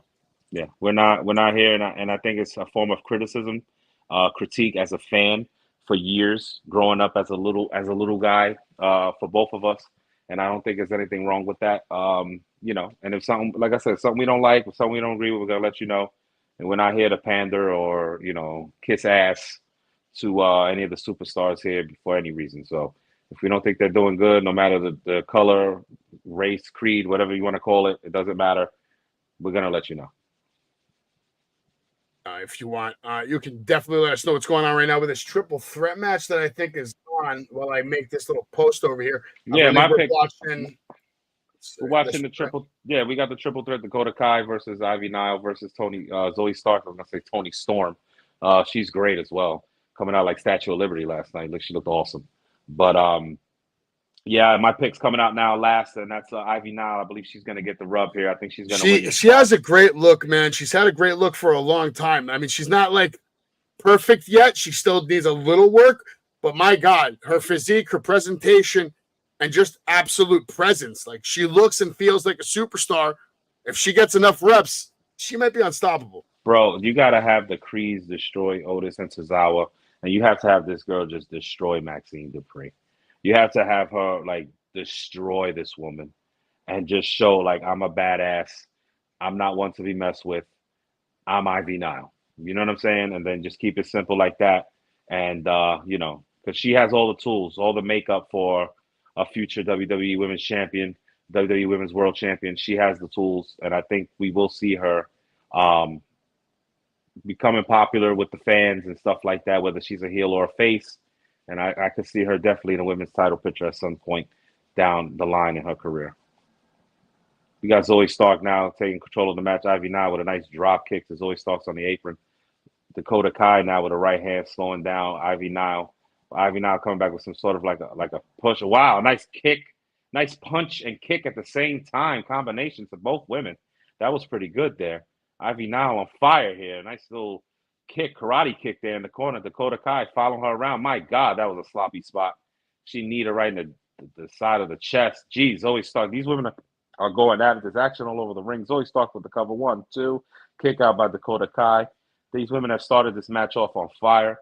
This is the triple threat for the final Money in the Bank, women's Money in the Bank ladder match this Saturday in Toronto. It's the final spot right here. Whoever wins this secures the final spot in Money in the Bank. And I believe there's 6 women in the Money in the Bank match this year, as far as, and 6 men, which is great. 8 is a little overkill.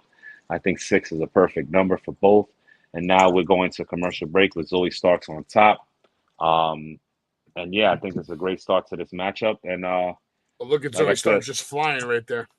Yeah, I love these replays too when they go on like it's like a sports thing. They've been on point like the last 2 months with some of the camera work, the replays. They're just stepping it up better than ever, which is crazy to say. These shows right now, a lot of people modern day, they're arguing you can't even compare them to the old wrestling anymore because of the quality of what we're getting.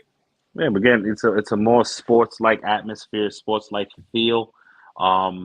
And I love it, man. I love when they follow them into the arena. I love when they're just following them through the backstage. Like I say, they're cutting a promo, and then you're bumping into somebody else, and the camera starts following that person. And I want to give taking this shit serious. Yeah, and what I want to do is I want to give a big shout out to the production crew as well, because for the production crew and the cameramen, and basically 3 weeks ago, when we had Uncle Howdy debut the YS6, when that one cameraman just had that whole shot the whole time, and he was following everything backstage. It never cut to any other camera. It was just his camera. Following, you see Eric Rowan, then you go in and you see everybody else in the gorilla position.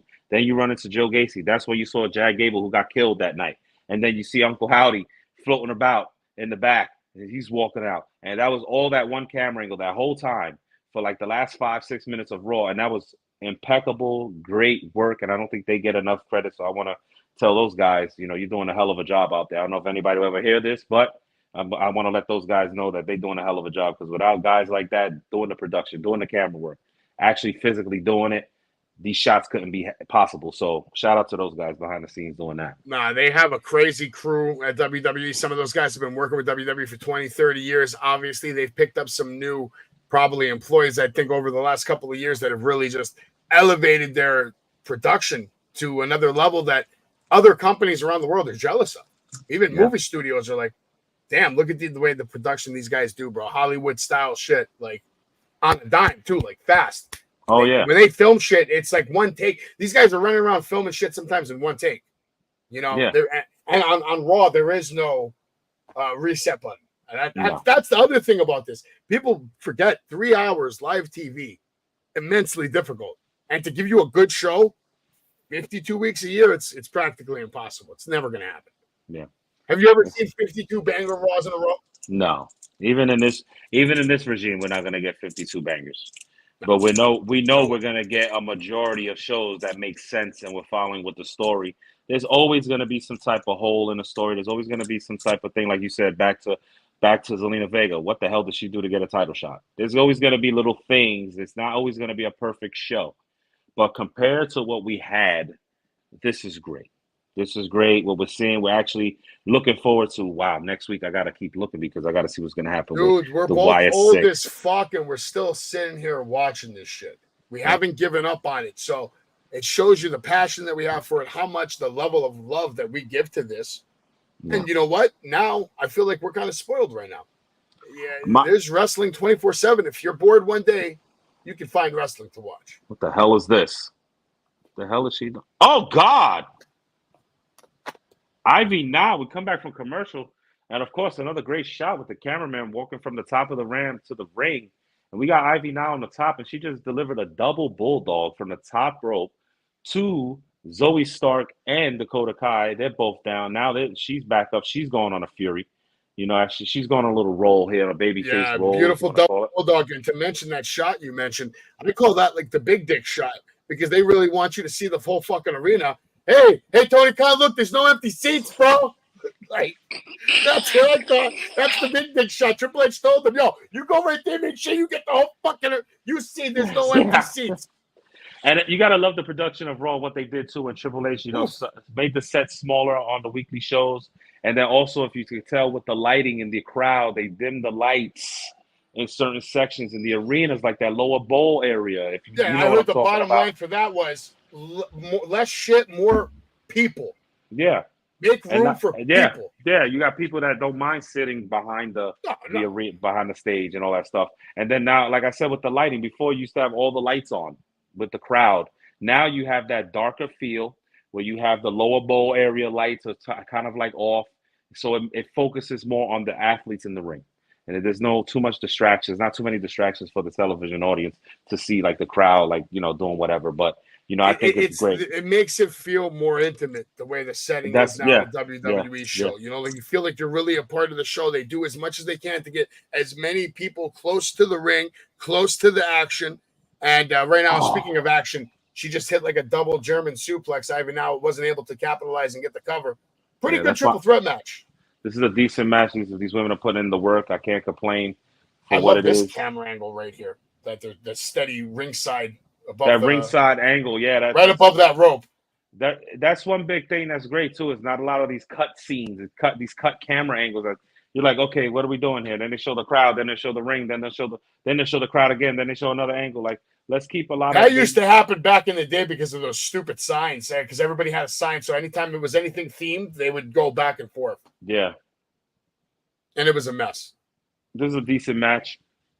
I still believe Ivy Niles going over. That was my pick. You had Zoe Stark. I can't take Dakota Kai as a serious threat to Zoe Starks or Ivy Nile. Like Ivy Nile, Zoe Starks looks like they would just beat the shit out of Dakota Kai. You know. Yeah, I think Jesus. What a DDT by Zoe Stark. Good God, what the hell? Oh, what the hell was that? Another reason I'm picking Zoe Starks is because I think she's already sacrificed so much to put over, like, you know, Jade Cargill. She put over Bianca Belair. She had that thing going with Shayna Baszler. She stepped to the side because they wanted to do that. And, dude, she was, you know, on track to dominate NXT. They bring her up faster than a lot of other people. I was kind of surprised when they bring her up, but happy. She's good, bro. She's one of the better female wrestlers they have in the company overall. She's probably top. Honestly, when she really goes singles, she might be top 3 in WWE right now. She's that damn good. We got Damage Control out there. We got Kairi Sane out there. Wait a minute, who's this? Oh, that's the tag team champions. Alba Fire, Isla Dawn. Kairi Sane now even more immense talent. Ivy now making the mistake of going after her. That might cost her. Dakota Kai taking advantage, dumping Ivy now to the outside. Kick to the back of her head. Ricky, I already see what I'm about to watch, but it looks like, Isla Dawn, Alba Fire are here to put down. She just gave it a suck it. Did it look like she just gave it a suck it? I like going down. Yeah. Wow. Zoe Starks with a big super kick to the jaw of Dakota Kai. Z360. It's over, guy. You called it. Zoe Starks in the Money in the Bank match. So now we know the picture for this, the full picture, is going to look. Zoe Starks now in this. Kind of changes the complexion a little bit. I'm stuck between Zoe Starks and Chelsea Green. I'm still going Chelsea. It's Tiffy time, man. You're going Tiffy time? It's Tiffy time. No, it wouldn't shock me if Zoe Starks wins this thing, though. She is that good. Tiffany Strand has to win the case, and she has to change the briefcase to a pink briefcase, and that's what she's gonna do. A pink briefcase with little like pink hairs on it. Tiffy in the bank. Tiffy time. Tiffy in the bank. Okay. You know, I already see it happening. Like I said, it's gonna lead to her cashing in on Nia once Nia beats Bayley. I definitely wouldn't hate it. Wait a minute. We got the Wire 6 video here. I'm paying attention to this. Okay, yeah, I gotta pay attention to this. All right. While we watch this, you guys watch this. What we have now here is live proof that AEW is not that good, because if it was, there wouldn't be people up here. And they're up here. Look at them. They're up here. They're not watching wrestling. That guy doesn't give a shit about AEW. He wants his fucking nicotine. He said, fuck AEW. Fuck the Young Bucks. This guy, too, he don't give a fuck about the Young Bucks. Fuck EVPs. Yeah, fuck them. Anybody else? Nothing. We're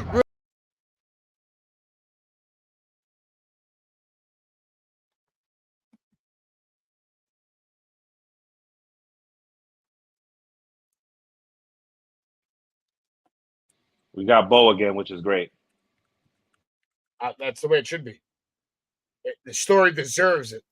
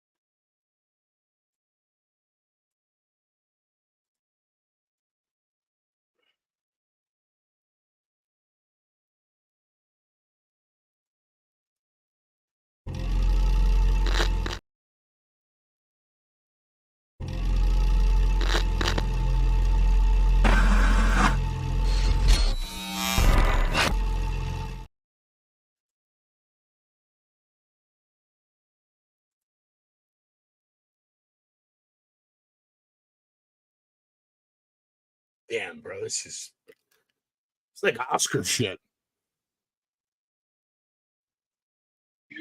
This is good shit.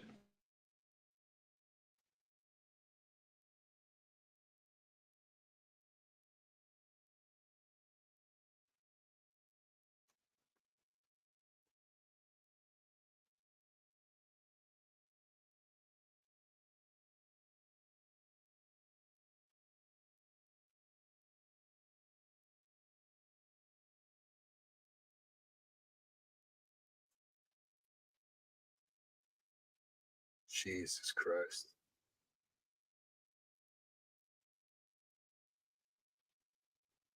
Talking about Chad Gable.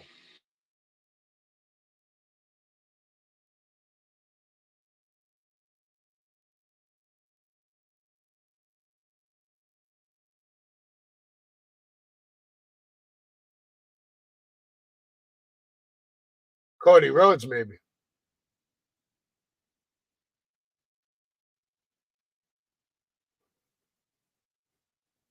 They must pay for their sins.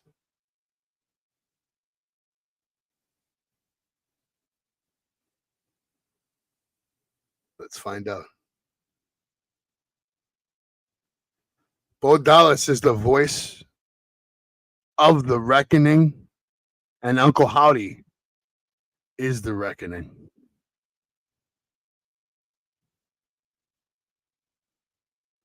He's all of us. Jesus Christ.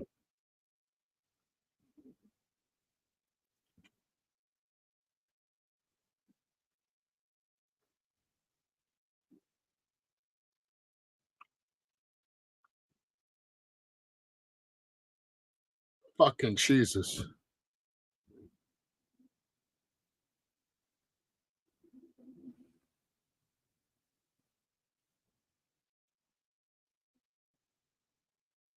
My man's talking to himself, losing his mind.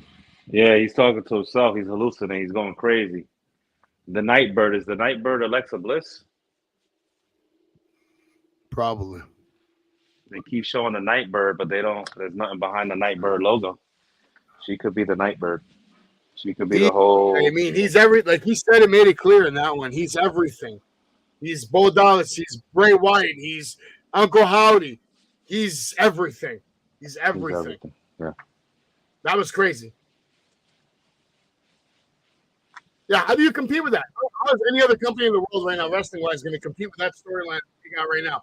After watching that 2 weeks in a row, how can you not say that is the single hottest storyline in WWE right now? Bo Dallas. And you're gonna, and like he said, you have people prophesizing and for their own game, basically. He's talking about Chad Gable because that's why they're targeting him. He's beating up his family, he's attacking them so he can gain the IC title, so he can gain wins. So that's the reason why they're using him as an example. I got that out of that promo right there, and I think that's their goal, their agenda, to go against people that are just going for their own personal gain. So do we see them going after like a Karrion Kross? Do we see them going after other people? You know what I mean?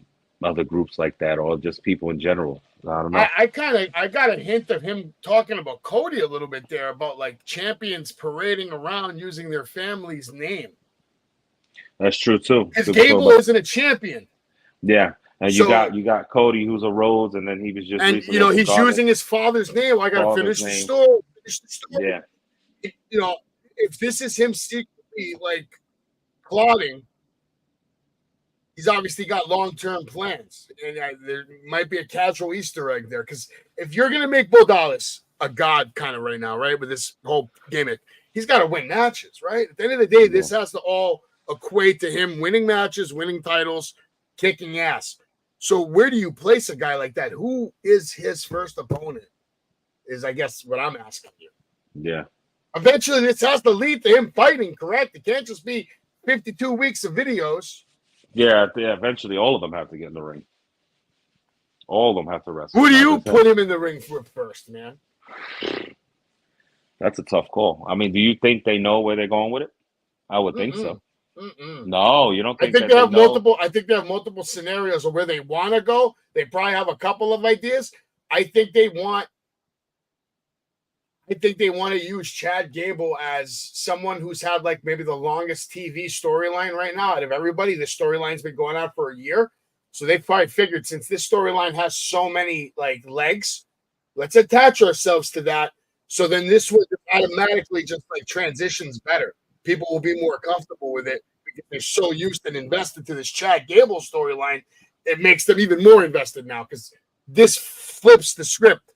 Whatever you were thinking about Chad Gable a month ago, you're no longer thinking that way anymore because you don't know what's going to happen.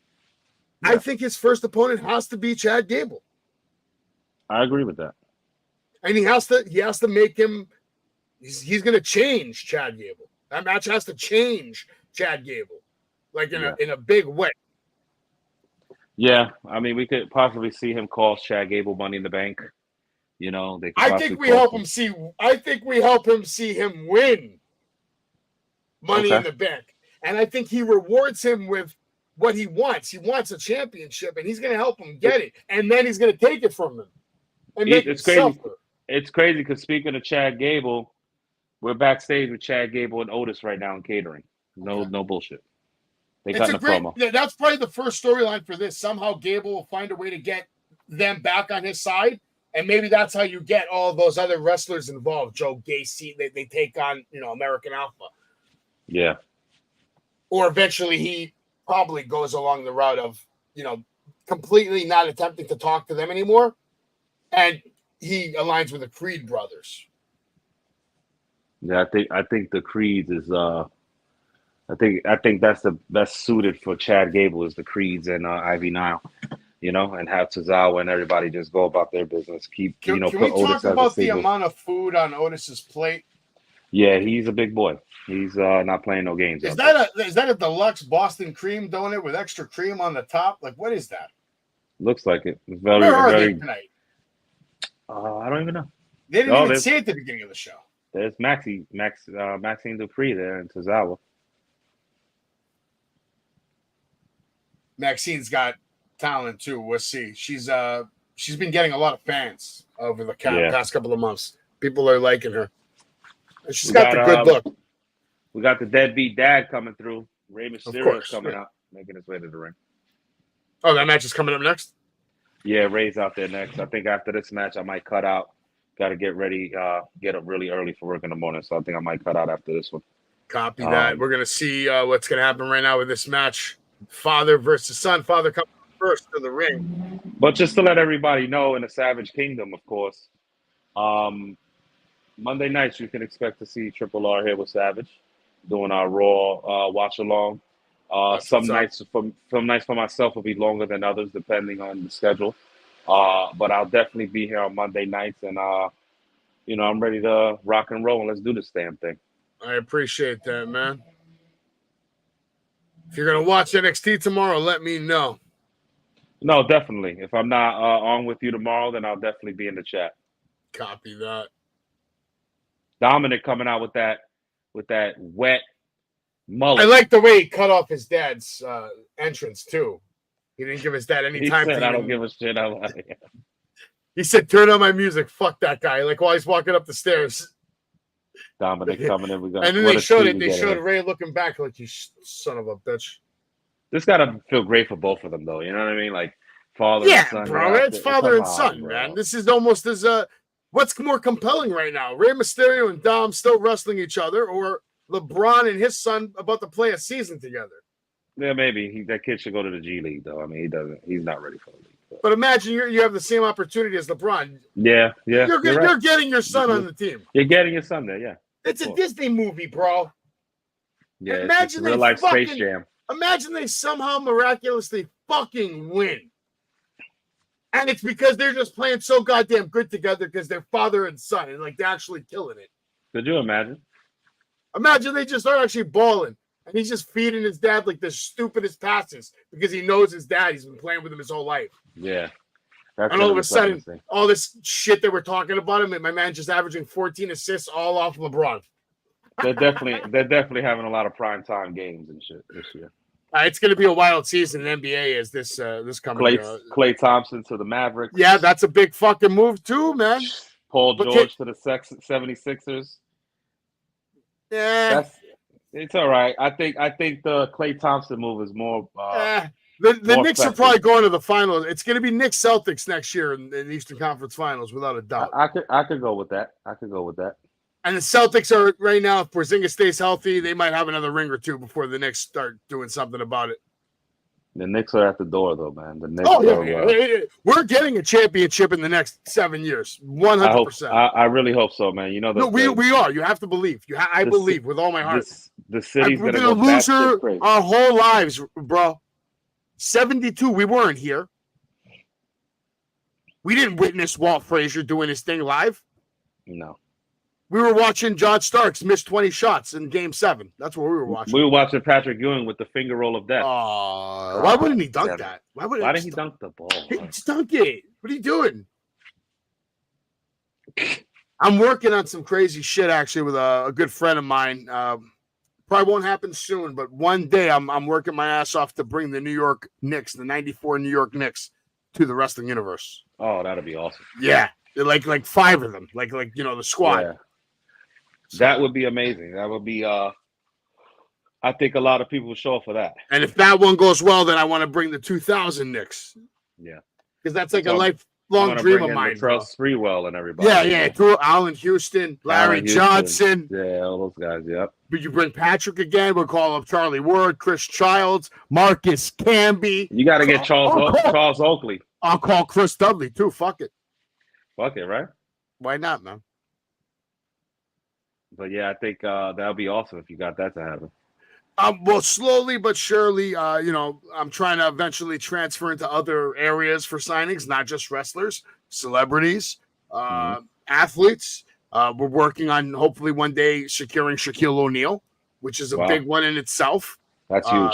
You get Shaq to show up, expect 1,000 people to show up, probably more than that, maybe. Yeah, that's huge. He's a good dude too, but he wants his money, of course. No, it's business. You know what I'm saying? It's business. We understand it. I got a nice vacation in August coming up. I'll be hanging out only for one night at Clearwater. When I first get to Florida, as soon as the kid and the wife are sleeping, I will be driving to Hulk Hogan's beach shop where he'll be doing his karaoke, and I'll be meeting up with my good friend Jimmy Hart, and I expect to have a really good fucking time. Oh, great, man. Enjoy yourself. I can't fucking wait. I cannot. Yeah. I've met Hogan once, and it was at Comic-Con, so, it was short and sweet and all that. Haven't had to have a real conversation with that man just yet. The Hulkster. In my mind, the greatest champion of all time. As far as, presence, the guy who beat everybody.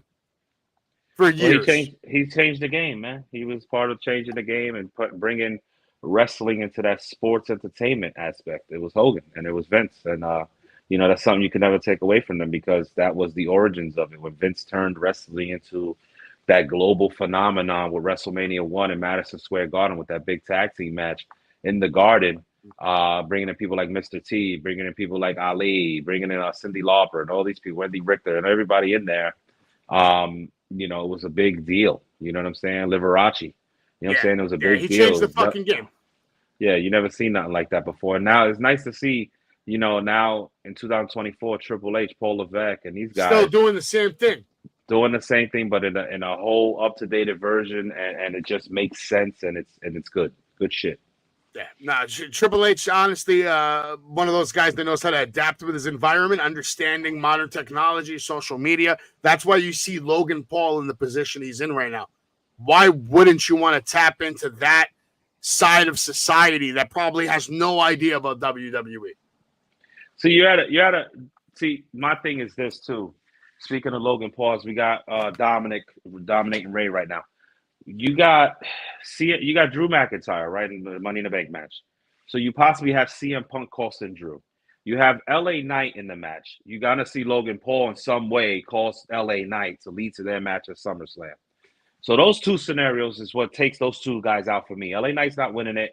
Drew's not winning it. That takes that out for me. So on the men's side, everybody's saying Jey Uso. And then I go back to Chad Gable. Chad Gable is obsessed with this IC title. Why, if Chad Gable doesn't win that Money in the Bank and cash in on Sami Zayn or Braun Breaker that same night and becomes the Intercontinental Champion because he has such an obsession with this title, and it makes sense for him to get it. Interesting. So you think this might be the first match on the card? If they open the show up with the men's Money in the Bank, and Gable wins, he's become an IC champion. You're 100% right. At the end of the day, the main event's going to be that 6-man tag. Yeah. So I think that 6-man tag leads to destruction, and that leads to Solo and Cody at SummerSlam. I'll watch a video, Mick. And Stephen Ross, come on. I know who this is. He's a Brooklyn Nets fan.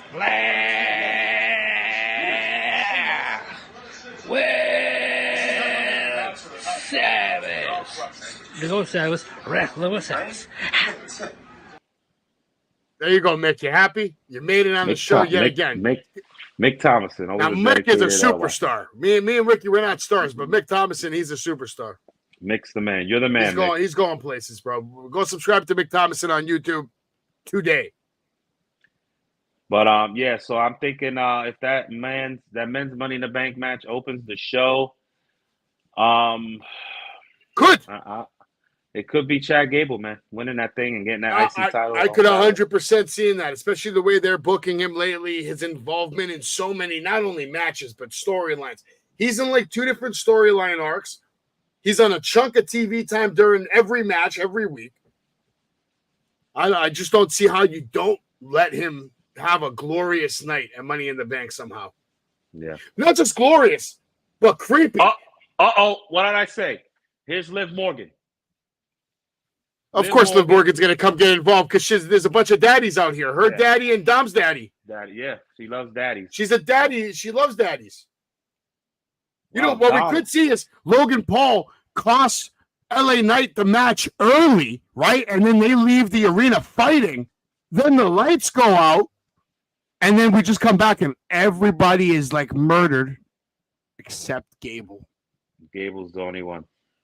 And he climbs that ladder that's got blood all over it. Yeah. Like there should be somebody hanging off the ladder, like dripping blood. And he literally pushes their body off the ladder as he climbs to get the title. And he's like shaking and shit. Like he knows he just somehow survived murder, but now he's everything he's ever wanted. It's 2 steps away. And maybe we get Uncle Howdy versus Chad Gable at SummerSlam. And how sick would it be if he gets the title, right? And then he climbs down the ladder and he's shaking. And the lights go off again. And they come back on very dim. And Uncle Howdy's just standing right behind him. Yeah. Or Nikki Cross or one of the Wyatt Six. I mean, do you know what's great about this storyline? Honestly, unlike all the other storylines, a lot of these other storylines we talk about with potential matches, they only have so many kind of outcomes where you can only talk about them so much. But this one with Bo Dallas and the Wyatt Six and Gable, it has so many different ways that it can go. Yeah. And it's giving Gable the rub that he needs because he's a great superstar. Rey Mysterio didn't have a problem drop kicking the shit out of his son right in his back. Makes him land right on top of Liv Morgan, and she's not letting him go. She's taking full control of the situation. Like Ricky mentioned earlier, she is definitely a freak. She's probably trying to tell Ray, can we all hook up later tonight? Oh, wait a minute. Here comes another member of the LWO, Zelina Vega, who lost earlier. Thanks to Dom. She's outside now. She's attacking Liv Morgan here. Oh, of course Liv she right is. into the corner of that barricade. She looked like that sucked. Oh, here we go, baby. Dirty Dom with the dirty Those unforgiving steel steps, yeah. as Jim Ross would say. Dirty Dom. That was a nice Luthez press by Zelina Vega. Nice speed. Poor Liv Morgan. I hope Liv Morgan's okay. Dom now with a drop kick to the back of Rey Mysterio. Looks like he's setting up for the 619. There's a lot going on right here. And he connects. Headed to the top right here. Oh, God. What a 619. Can Dirty Dom land this frog splash? I don't think so. Oh, wow. Oh, good God. Selling. Dominic with the selling. Zelina and Liv Morgan, man, actually really doing a good job in this match. Whoa. Liv Morgan might be costing Dominic the match here. What the hell? She might be costing him more than the match. He might not be able to have kids after that. Jesus Christ. He ain't going to be a daddy anymore. What a sell. Look at him selling that out there. Look at him selling on the ropes. How good does Rey Mysterio actually look just flying over those top ropes like nothing? Like a fucking superhero. He clears those ropes, man. This guy's 50, what, 5? Yeah, probably 54, 55.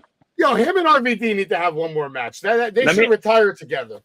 I think there's a lot of people that say that when Ray was the world champion, he was roided up. I don't believe so. I think he was just in a good diet and he trained hard and he got cut up.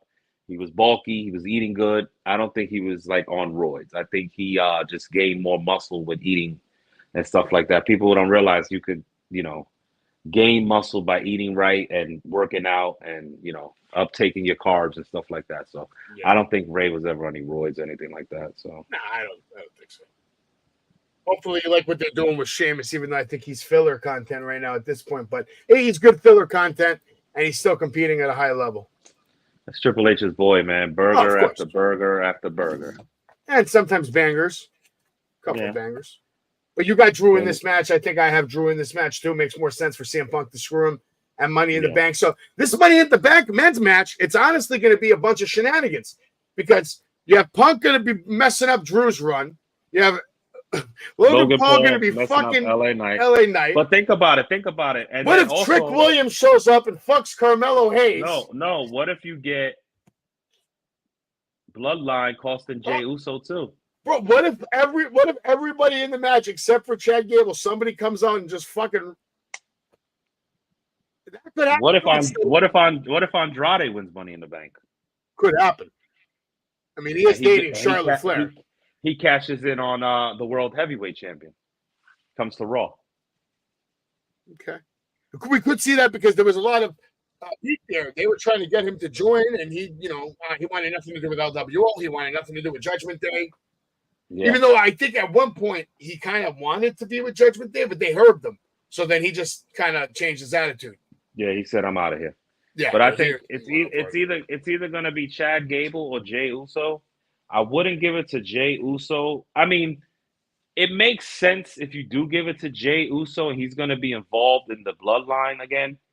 If he wins the Money in the Bank and they start teasing, like, remember, he had an interaction with Solo and everybody not too long ago, a few months back at that PLE, when they was walking through the curtain and they stared him down when Tama first got there. So you got to realize that if Jey Uso wins the Money in the Bank, it's a long long-term booking there because he has the money in the bank.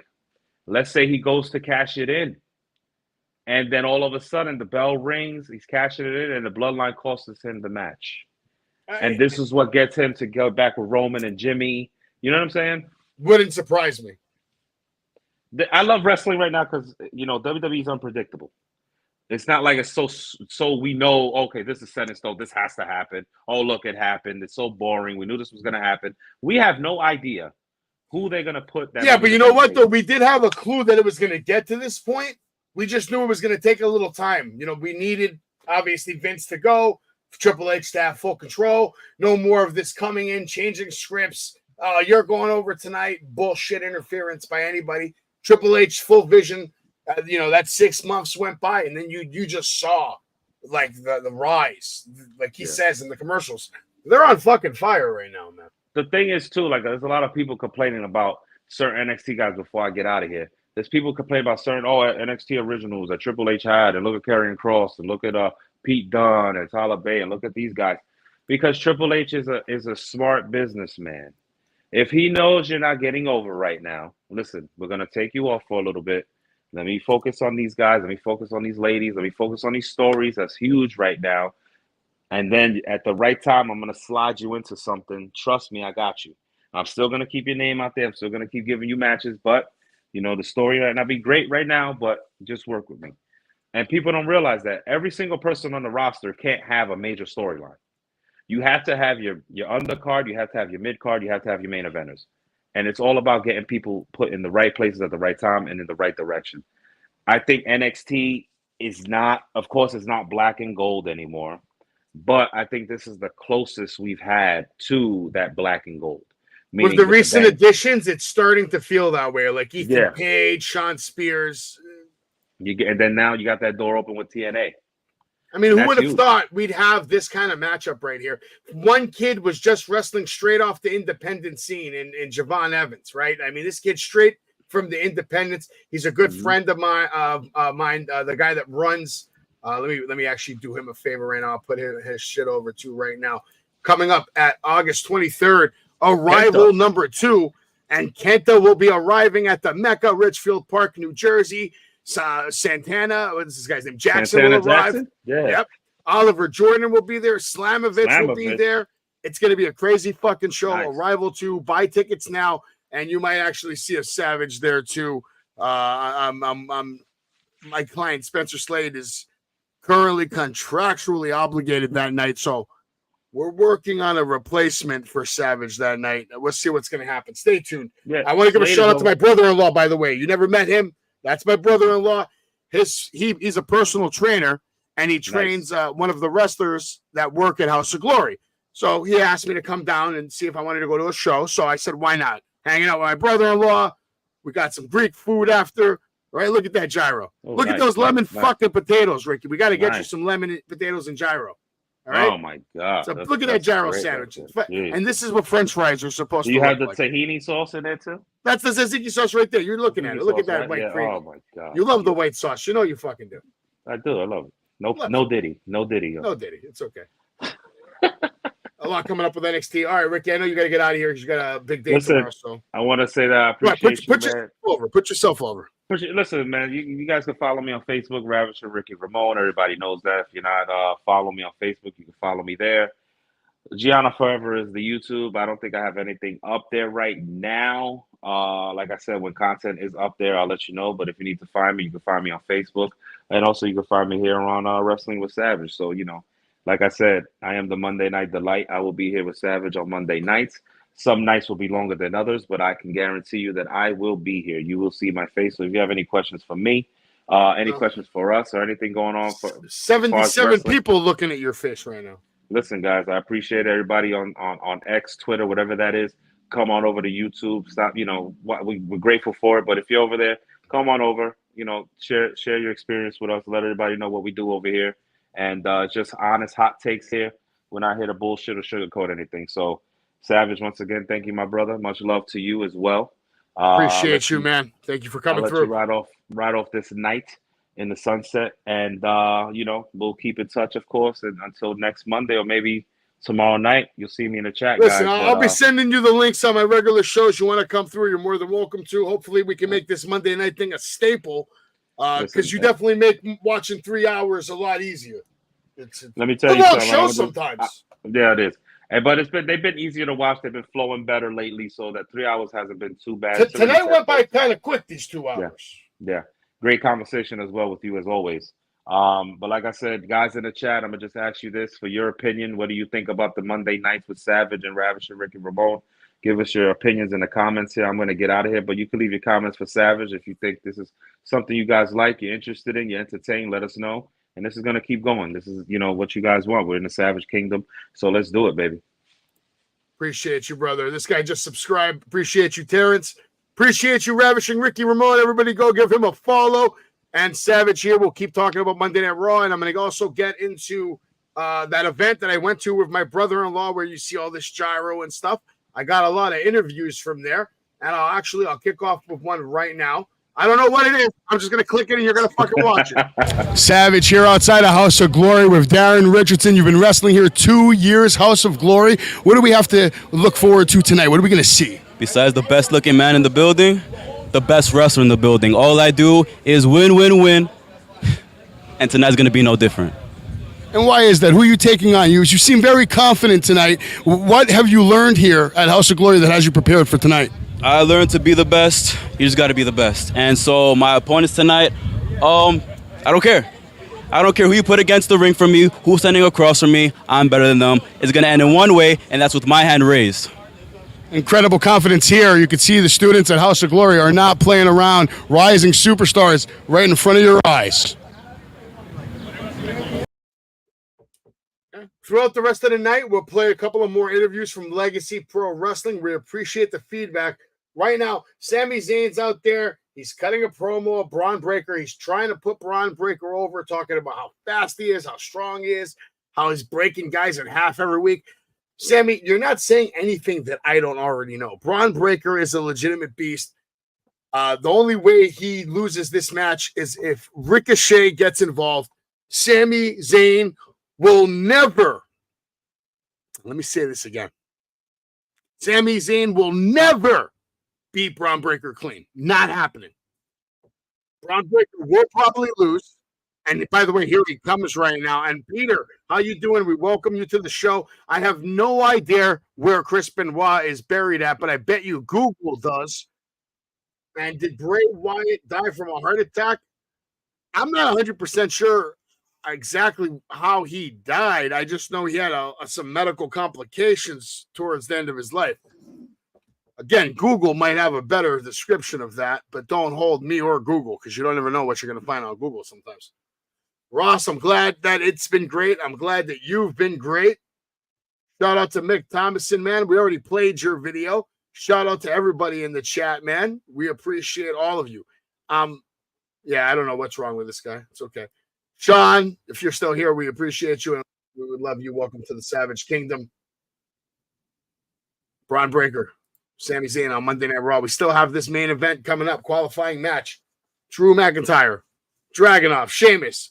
Still looking forward to that later tonight. I'll let you know what Braun Breaker has to say, but in the meantime, let's get to another interview.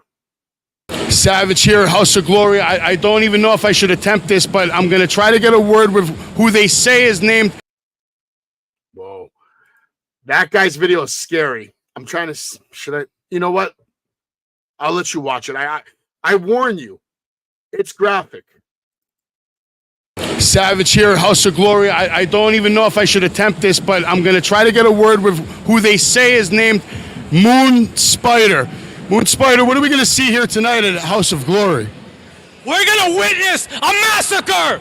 All these morons are going to witness pure, unadulterated carnage on the hopefuls of LPW. They won't even make it to become part of the House of Glory, brethren. They're not going to be able to defy this place with their stupidity, their youthful ignorance, and pathetic nature and beliefs. Because these morons don't matter to us. Anything they believe in, anything they know, We reject that reality and substitute our own. Everybody better watch out in that battle royal tonight. Moon Spider is not playing games. That's a very scary man. If you can, go to Instagram, follow Moon Spider, follow Legacy Pro Wrestling. If you're looking for independent wrestling in Queens, New York, that's a great spot to go. They have a big arena. They do student shows, and of course, they do the legendary House of Glory shows. I believe end of the month, July 29th, Swerve Strickland will be there. So you might want to check that out.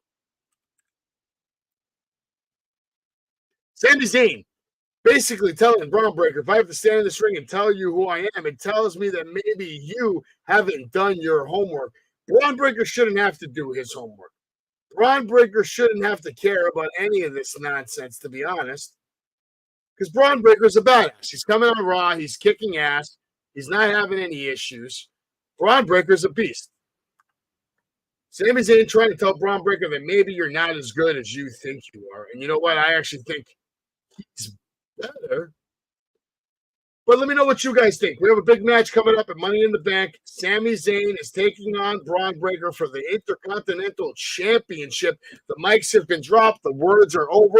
And now it's time. I love that new Braun Breaker shirt, by the way. That giant wolf tank top. Braun Breaker pretends to get out of the ring and then hits Sami Zayn with a spear out of nowhere, breaking him in half. Give him a little sample of what's to come. Live this Saturday, July 6th, from Money in the Bank, starting at 7 p.m. You're watching Wrestling with Savage. You're watching our Monday Night Raw live stream.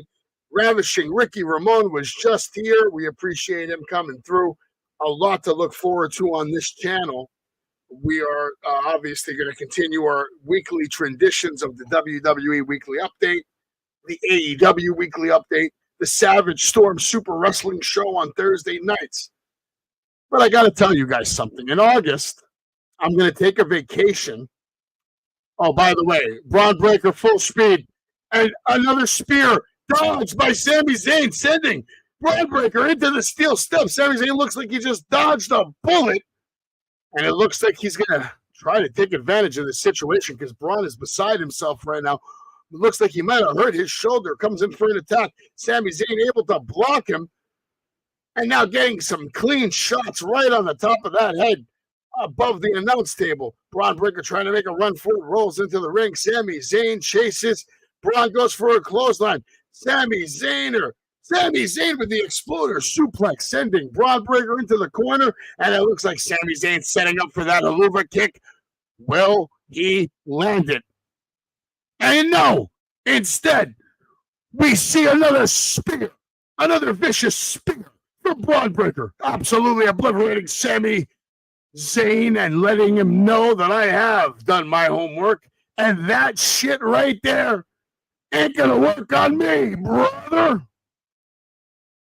Braun Breaker now has the IC title in his hands, giving everyone around the world a sample of the future. And that is one way or another, whether it's this Sunday or at another time yet to be disclosed, Braun Breaker is your next Intercontinental Champion. Maybe after Chad Gable. I think Chad Gable. I think Money in the Bank opens up on Sunday with the men's match. And we go right into Chad Gable story time, and it's going to be good. We're watching Monday Night Raw. We're still waiting for this main event to start up, and we can talk about SmackDown, actually. Maybe we shouldn't even talk about SmackDown. I could show you some pictures about what happened on SmackDown, but I think we might save the SmackDown talk for tomorrow night during the WWE Weekly Update. For now, what I can do is I have more interviews.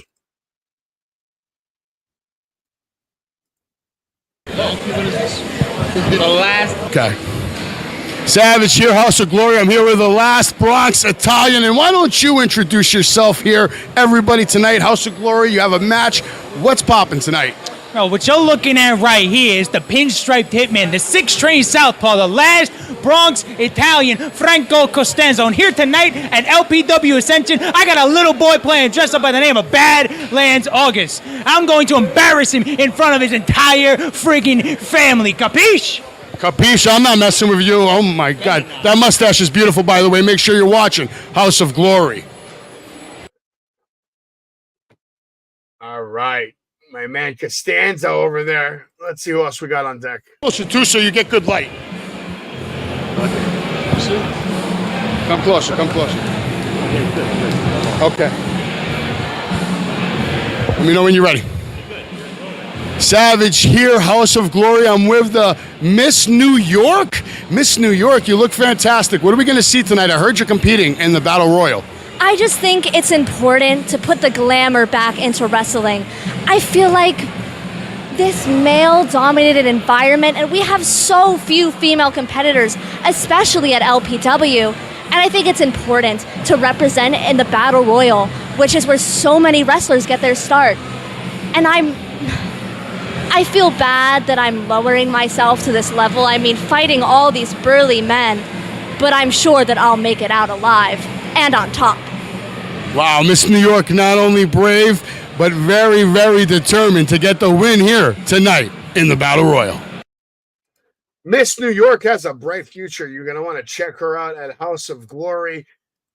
Legacy Pro Wrestling has a lot of good things going on, so you're going to want to check them out. If you're in the New York area, come on down. What else we got on deck? Closer too, so you get good light. Here we go. Savage here at House of Glory. I'm here with 6'5" Arcane, big man, big match tonight. What are we going to see here at House of Glory tonight? So pure domination. Over here taking control out of the Battle Royale. Anybody that crossed my path, they just going to get destroyed. I'm sick and tired of people trying to overstep me and take control and make it look like I'm stupid. But I'm going to dominate tonight, and I'm going to take control and take House of Glory by the, you know what. What's this? So you're in the Battle Royal? That's funny. But who invited you? Well, I just figured, I wish you good luck, and, I go in there because, I'm going to win the thing, right? You didn't answer my question. Bro, I don't need an invite. I'm just... Ah! Jesus Christ, here at the House of Glory. We need help here. Arcane, good luck tonight. Thank you. Thank you. That guy's a big man, and we're going to see him in action in just a little bit. I have some action from that Battle Royal. We're going to take a look at it. We're watching Monday Night Raw right now. We're waiting for the main event. We just saw Braun Breaker kill Sami Zayn live in the middle of the ring. I was at Dynamite the other night. Absolutely crazy night.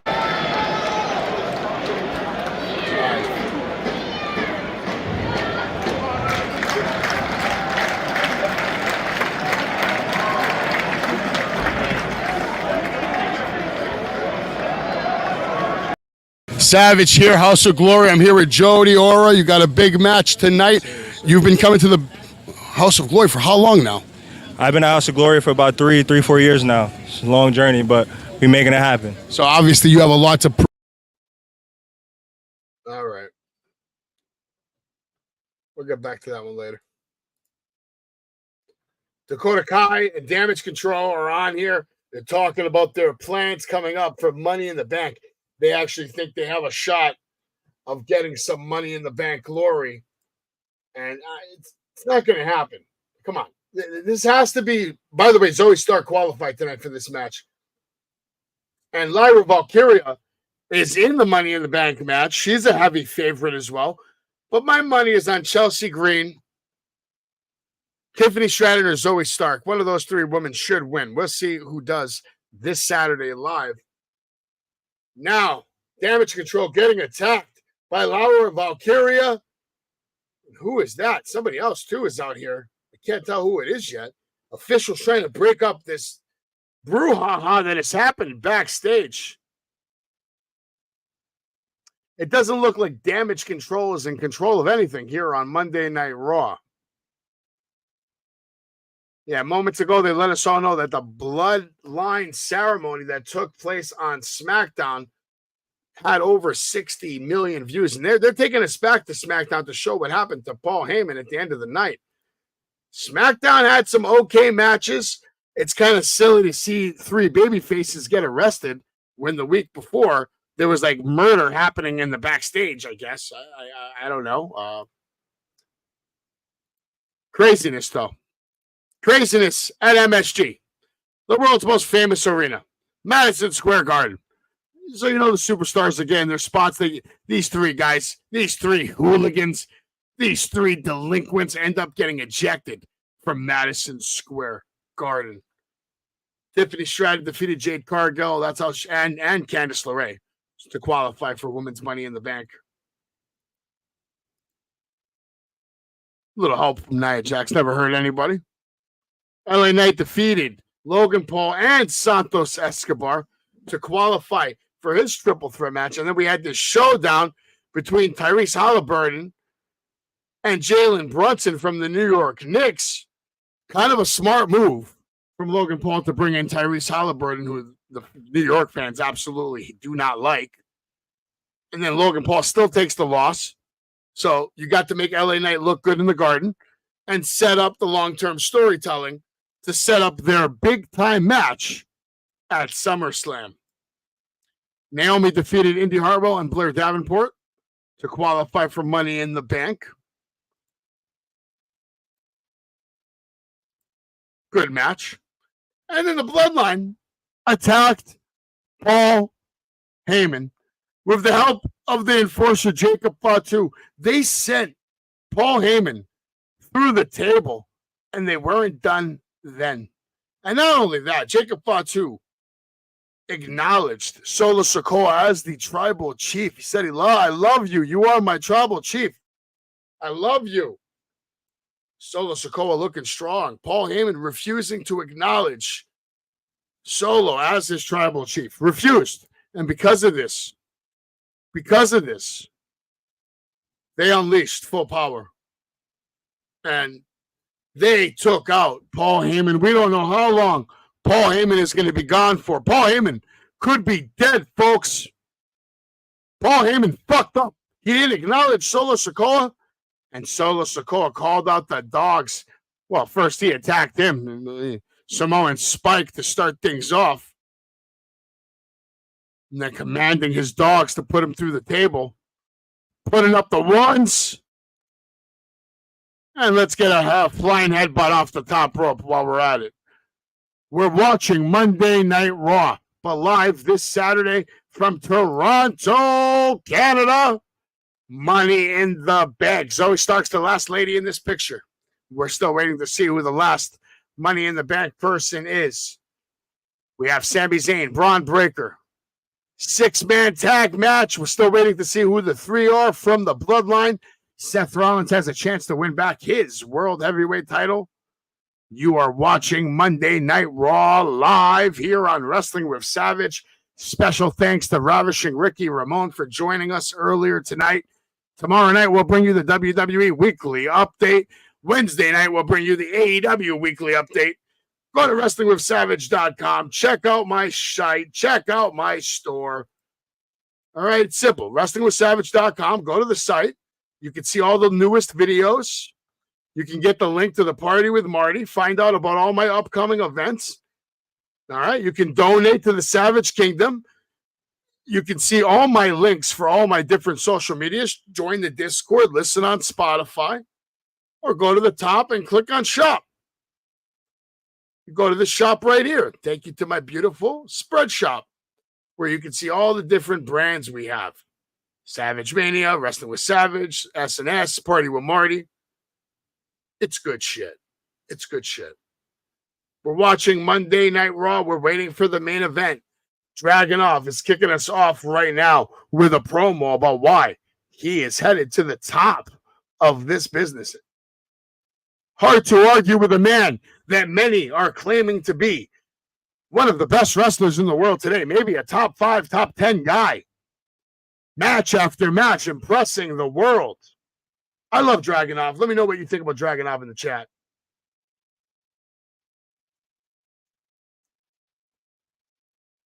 We'll see what's going to happen there. I think we're going to another commercial break before this main event starts.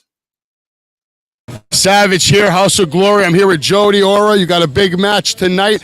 You've been coming to the House of Glory.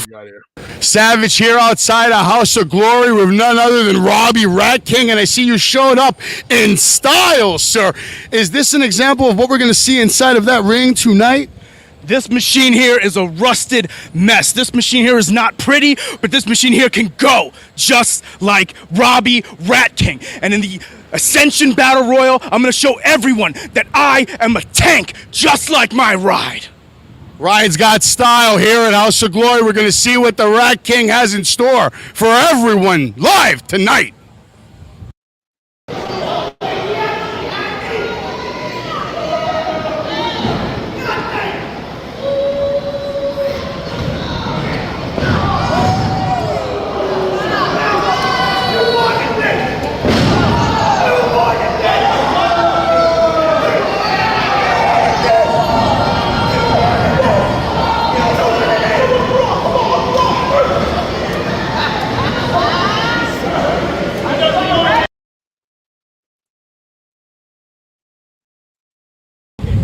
Savage here. I'm here with the LPW champion, Legacy Pro Wrestling. Why don't you introduce everyone, who you are, why you're here? So if you don't already know, which would be absurd, I am Diamond Virago, the pressure of professional wrestling, and clearly the best in the women's division of Legacy Pro Wrestling. Okay, so tonight, there happens to be a match between Kamar Clueless and Kiki Van Whatever, and the winner gets a shot at my championship. Well, I just want to say, first and foremost, good luck, because you're gonna need it. And second of all, I'm not really that concerned because I'm just so amazing. So yeah. I can't argue with her. She looks amazing. She wrestles amazing. Make sure you check her out. Your current and longest reigning LPW champion of all time. And that makes you the longest reigning here tonight, live in New York City. Savage here. I'm here with the LPW champion, Legacy. Savage here outside a House of Glory Arena. I'm here with Death Rock City, one of the hottest tag teams in the independent scene today. What are we going to see tonight from Death Rock City? Really, all we're here today is to celebrate my favorite holiday. It's White Boy Summer here in New York City. We're bringing Death Rock City and we're raising hell. Death Rock City style, baby. And how about you, sir? You look like you're certainly ready to rock. What are we going to see from you tonight? Tonight, you're going to see some rock. You're going to see some roll, and you will see White Boy Summer in full effect. You heard it here first, folks. White Boy Summer in full effect outside the House of Glory Arena here in New York City. Make sure you're watching live tonight. We're good? Savage here outside of the House of Glory Arena. And why don't you do me the favor, introduce yourself to everybody and tell them exactly why you're here tonight. First off, my name is All Heart Johnny Vega, and I'm wrestling at Legacy Pro Wrestling. Tonight, my opponent is no other than my former teacher, Dr. Hillary P. Wisdom. Me and Hillary has some past history. He was my under tutelage, my wingman, but now he has turned on me. Now tonight, Johnny Vega is back, and he's gonna teach Dr. Hillary P. Wisdom a lesson that I have this all heart. I hope that doctor has good health insurance because it's obviously very personal here tonight at Legacy Pro Wrestling.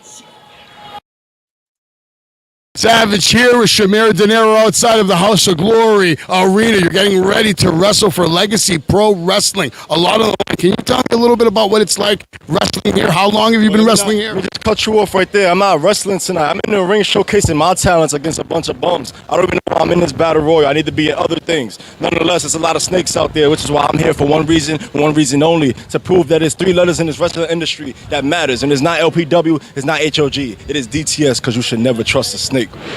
That's it. That's solid advice. You can't go wrong listening to that. Big things ahead for this man. Stay tuned.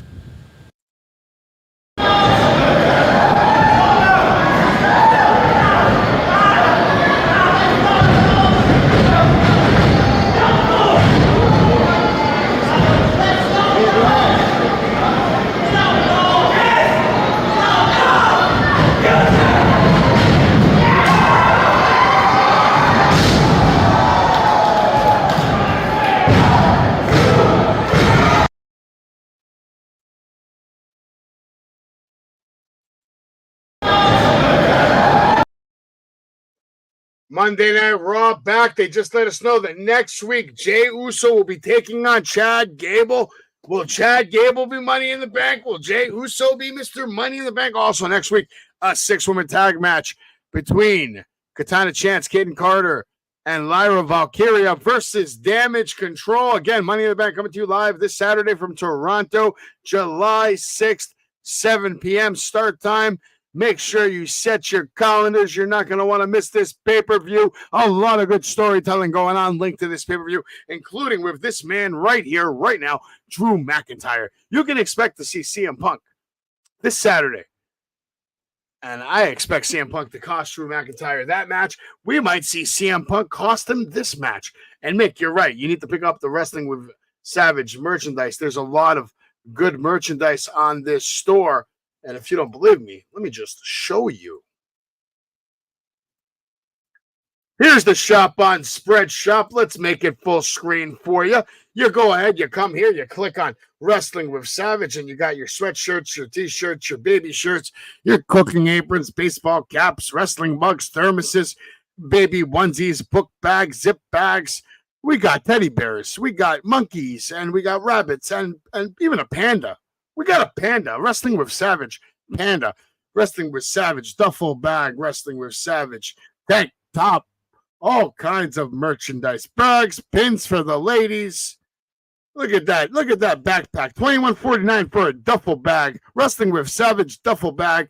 Maybe you have a dog. All right. Wrestling with Savage, dog bandana. Oh, yeah, it's true.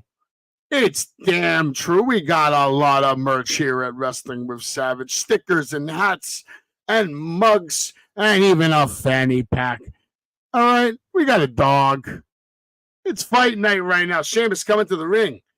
Head on over to that website. Check out all the merch. A lot of merch. We're watching Monday Night Raw and the main event taking place right now. Looks like they're giving these men the full 20 minutes to go at it. One of these men will qualify for Money in the Bank. Who will be Mr. Money in the Bank next week on Raw, live from Ottawa, Ontario, Canada. Canada always gets the tourists, huh? A lot of Canadian tourists, but Canada, wrestling is huge in Canada.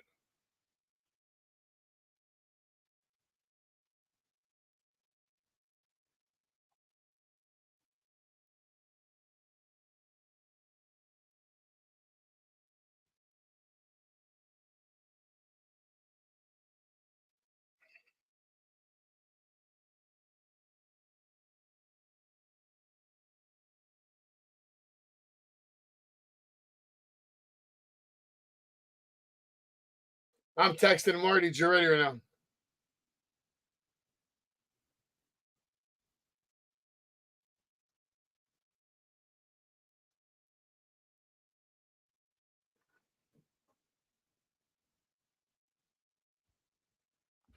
All right. Shout out to Marty Jannetty. We hope you are feeling better. I know you've been partying like an animal for the last 30 days straight. Please take a break.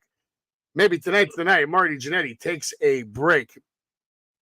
It looks like Dragunov and Sheamus going at it in the middle of the ring. Big kick by Dragunov. Sheamus comes back with a power clothesline. Dragunov to the ground. Sheamus nowhere in sight, and it looks like Dragunov and Sheamus are really carrying this match right now. Dragunov introducing Sheamus to pure brutality. Beautiful chop. Sheamus comes back with a gut shot. Dragunov back with a big kick to the face. Now working in the corner. And another nasty chop from Sheamus, who's eating them. And I don't think he likes them. I think Dragunov is about to meet a very physical version of Sheamus, and he might regret all this disrespect with the multiple boots to the face. Sheamus looks like he's getting off on this right now. Dragunov comes in for another knee to the face, but Sheamus catches him with a big Irish curse backbreaker, and then another Irish curse backbreaker to Drew McIntyre. All the men are now down. Sheamus sends Dragunov flying off the apron into the barricade. Sheamus now in pursuit of Dragunov as both men are on the outside. Sheamus now picking up Dragunov, beautiful European uppercut, sends him reeling. Drew McIntyre. Intelligently, I thought he was taking a break, but instead, Drew McIntyre decides to just get rid of Sheamus, launching him over the barricade into the fans.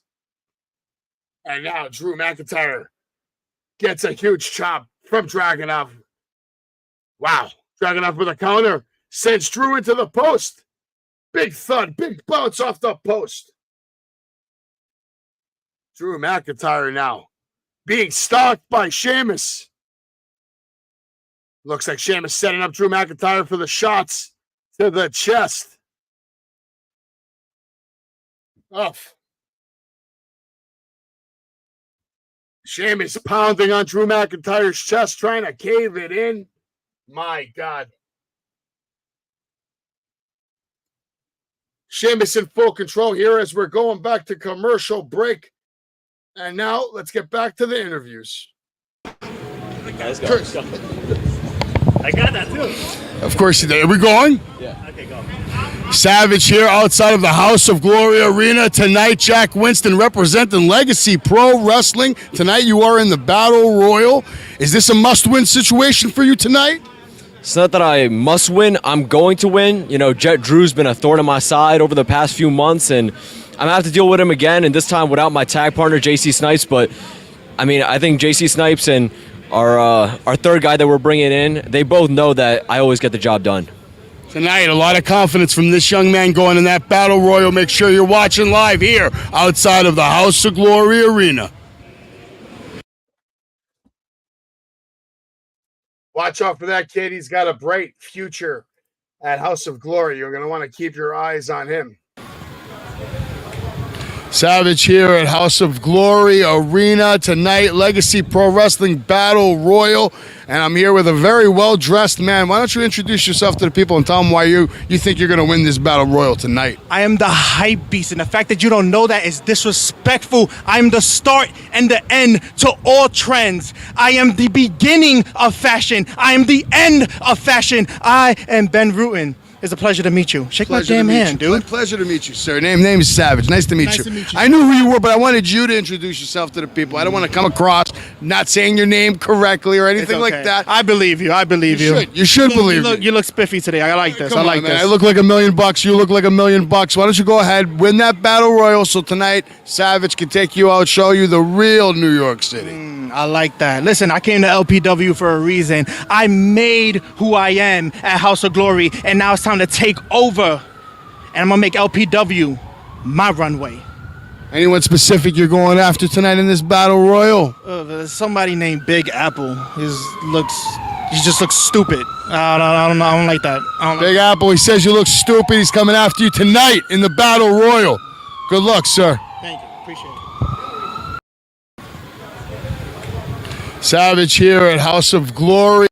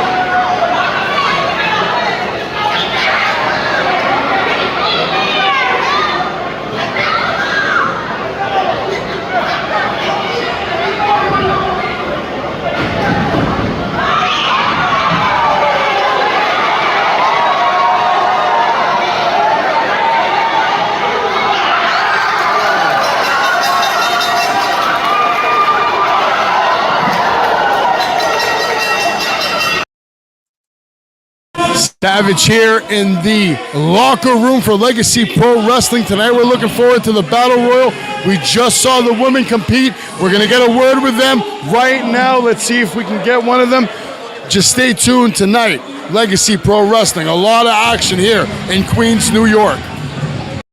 Savage here. What did we just see tonight? Legacy Pro Wrestling. You had your hands all over that match tonight, and now you have to put that up. It's on the line. How do you feel about that? How do I feel? Did you not see what just happened? Those two thugs just jumped me for coming out with my championship, the one that they were even fighting for in the first place. And General Manager Corey Lee, I don't know if she forgot, but I was trying to be nice to her. And the fact that she came out and had the nerve to say that the next show will be a triple threat for the championship that I have, is she crazy? You know what? It's fine. They want to be aggressive. They want to come for what I have. They're going to have to get this championship in blood. I'm the pressure, and I will always be the pressure. This is my women's division. Don't forget that. Wow. Big words. We are done here live tonight. Legacy Pro Wrestling Women's Champion making a statement. Savage here outside of Legacy Pro Wrestling with Kamara Couture and this baby face. Tonight, you got your baby face taken away from you. They ruined your opportunity at having a fair one-on-one match. But because of what the Women's World Champion did, now you have a shot at her title. How are you going to take advantage of that? You know something?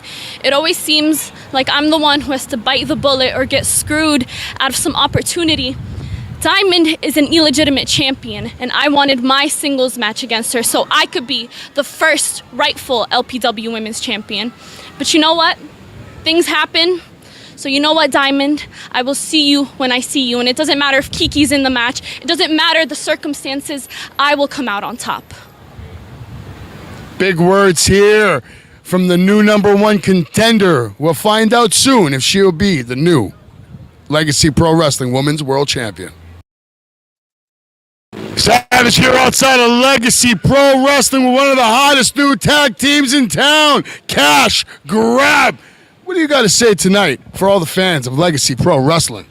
Well, you just witnessed the statement that was made by Lenny Earl Cash, the high roller of the Lost Borough, and standing next to me is the world's strongest asset, Adonis Briggs.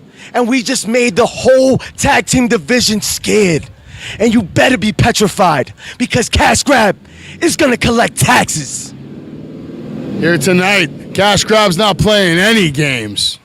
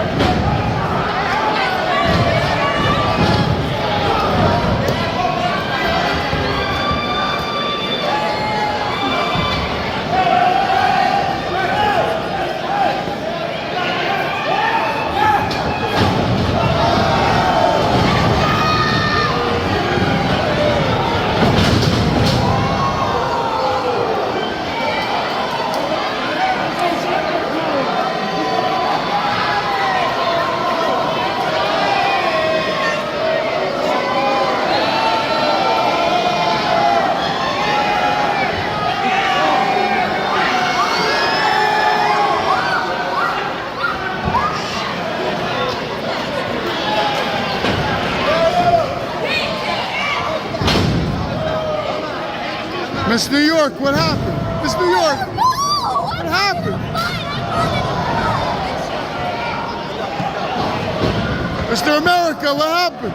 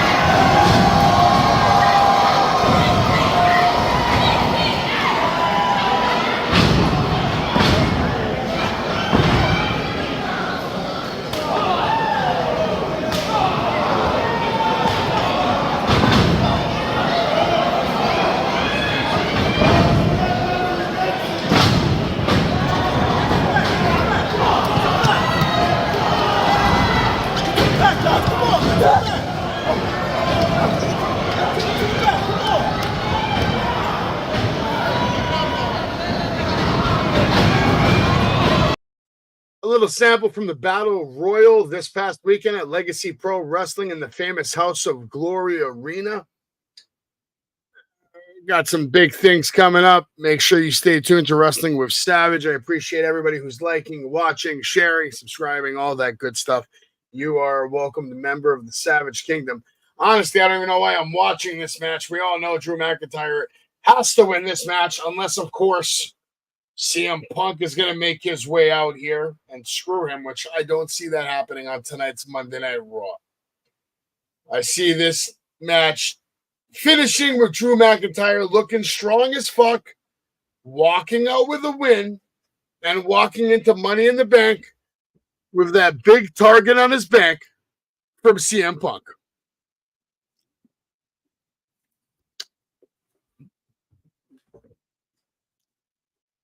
Big triple suplex going down. Ludwig on the bottom. Sheamus and Drew.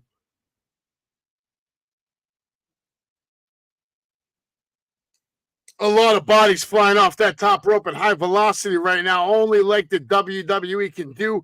Now they're showing that beautiful shot from the perspective near Gorilla by the ladders, showing you a jam-packed arena, probably a sold-out arena, chanting that this is awesome. And that's because it is. Because when Dragunov, Sheamus, and Drew McIntyre are in a match together, you're going to get a physical altercation with a lot of violence, a lot of strength displayed. Honestly, any one of these men could win this match, and you wouldn't be able to argue the results. They're all fully capable. Dragunov just met Drew McIntyre's headbutt, and that looked like an absolute car crash in the middle of the ring. Drew McIntyre just killed Dragunov as he was going for that missile. Now Dragunov counters the Claymore with his own rising super European uppercut, sending Drew McIntyre to the outside.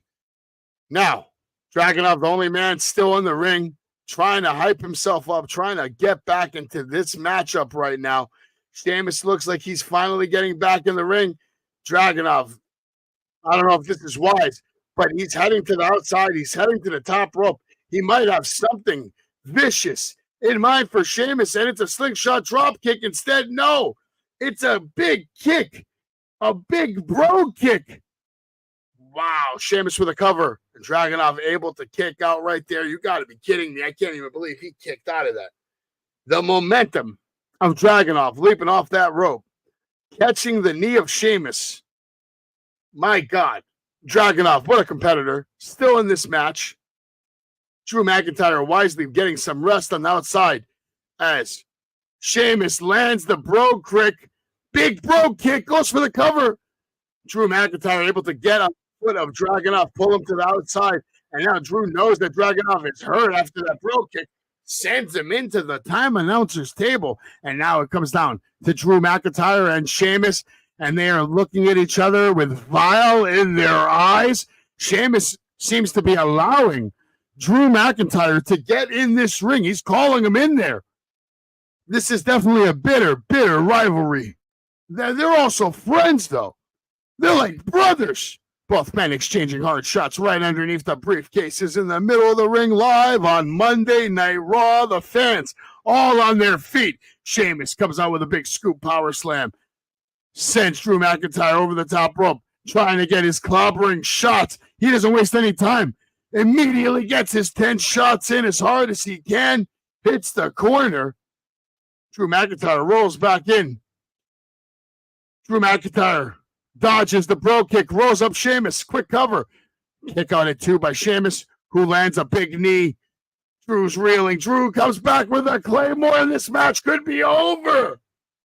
1, 2, 3. It's over. Drew McIntyre is your winner.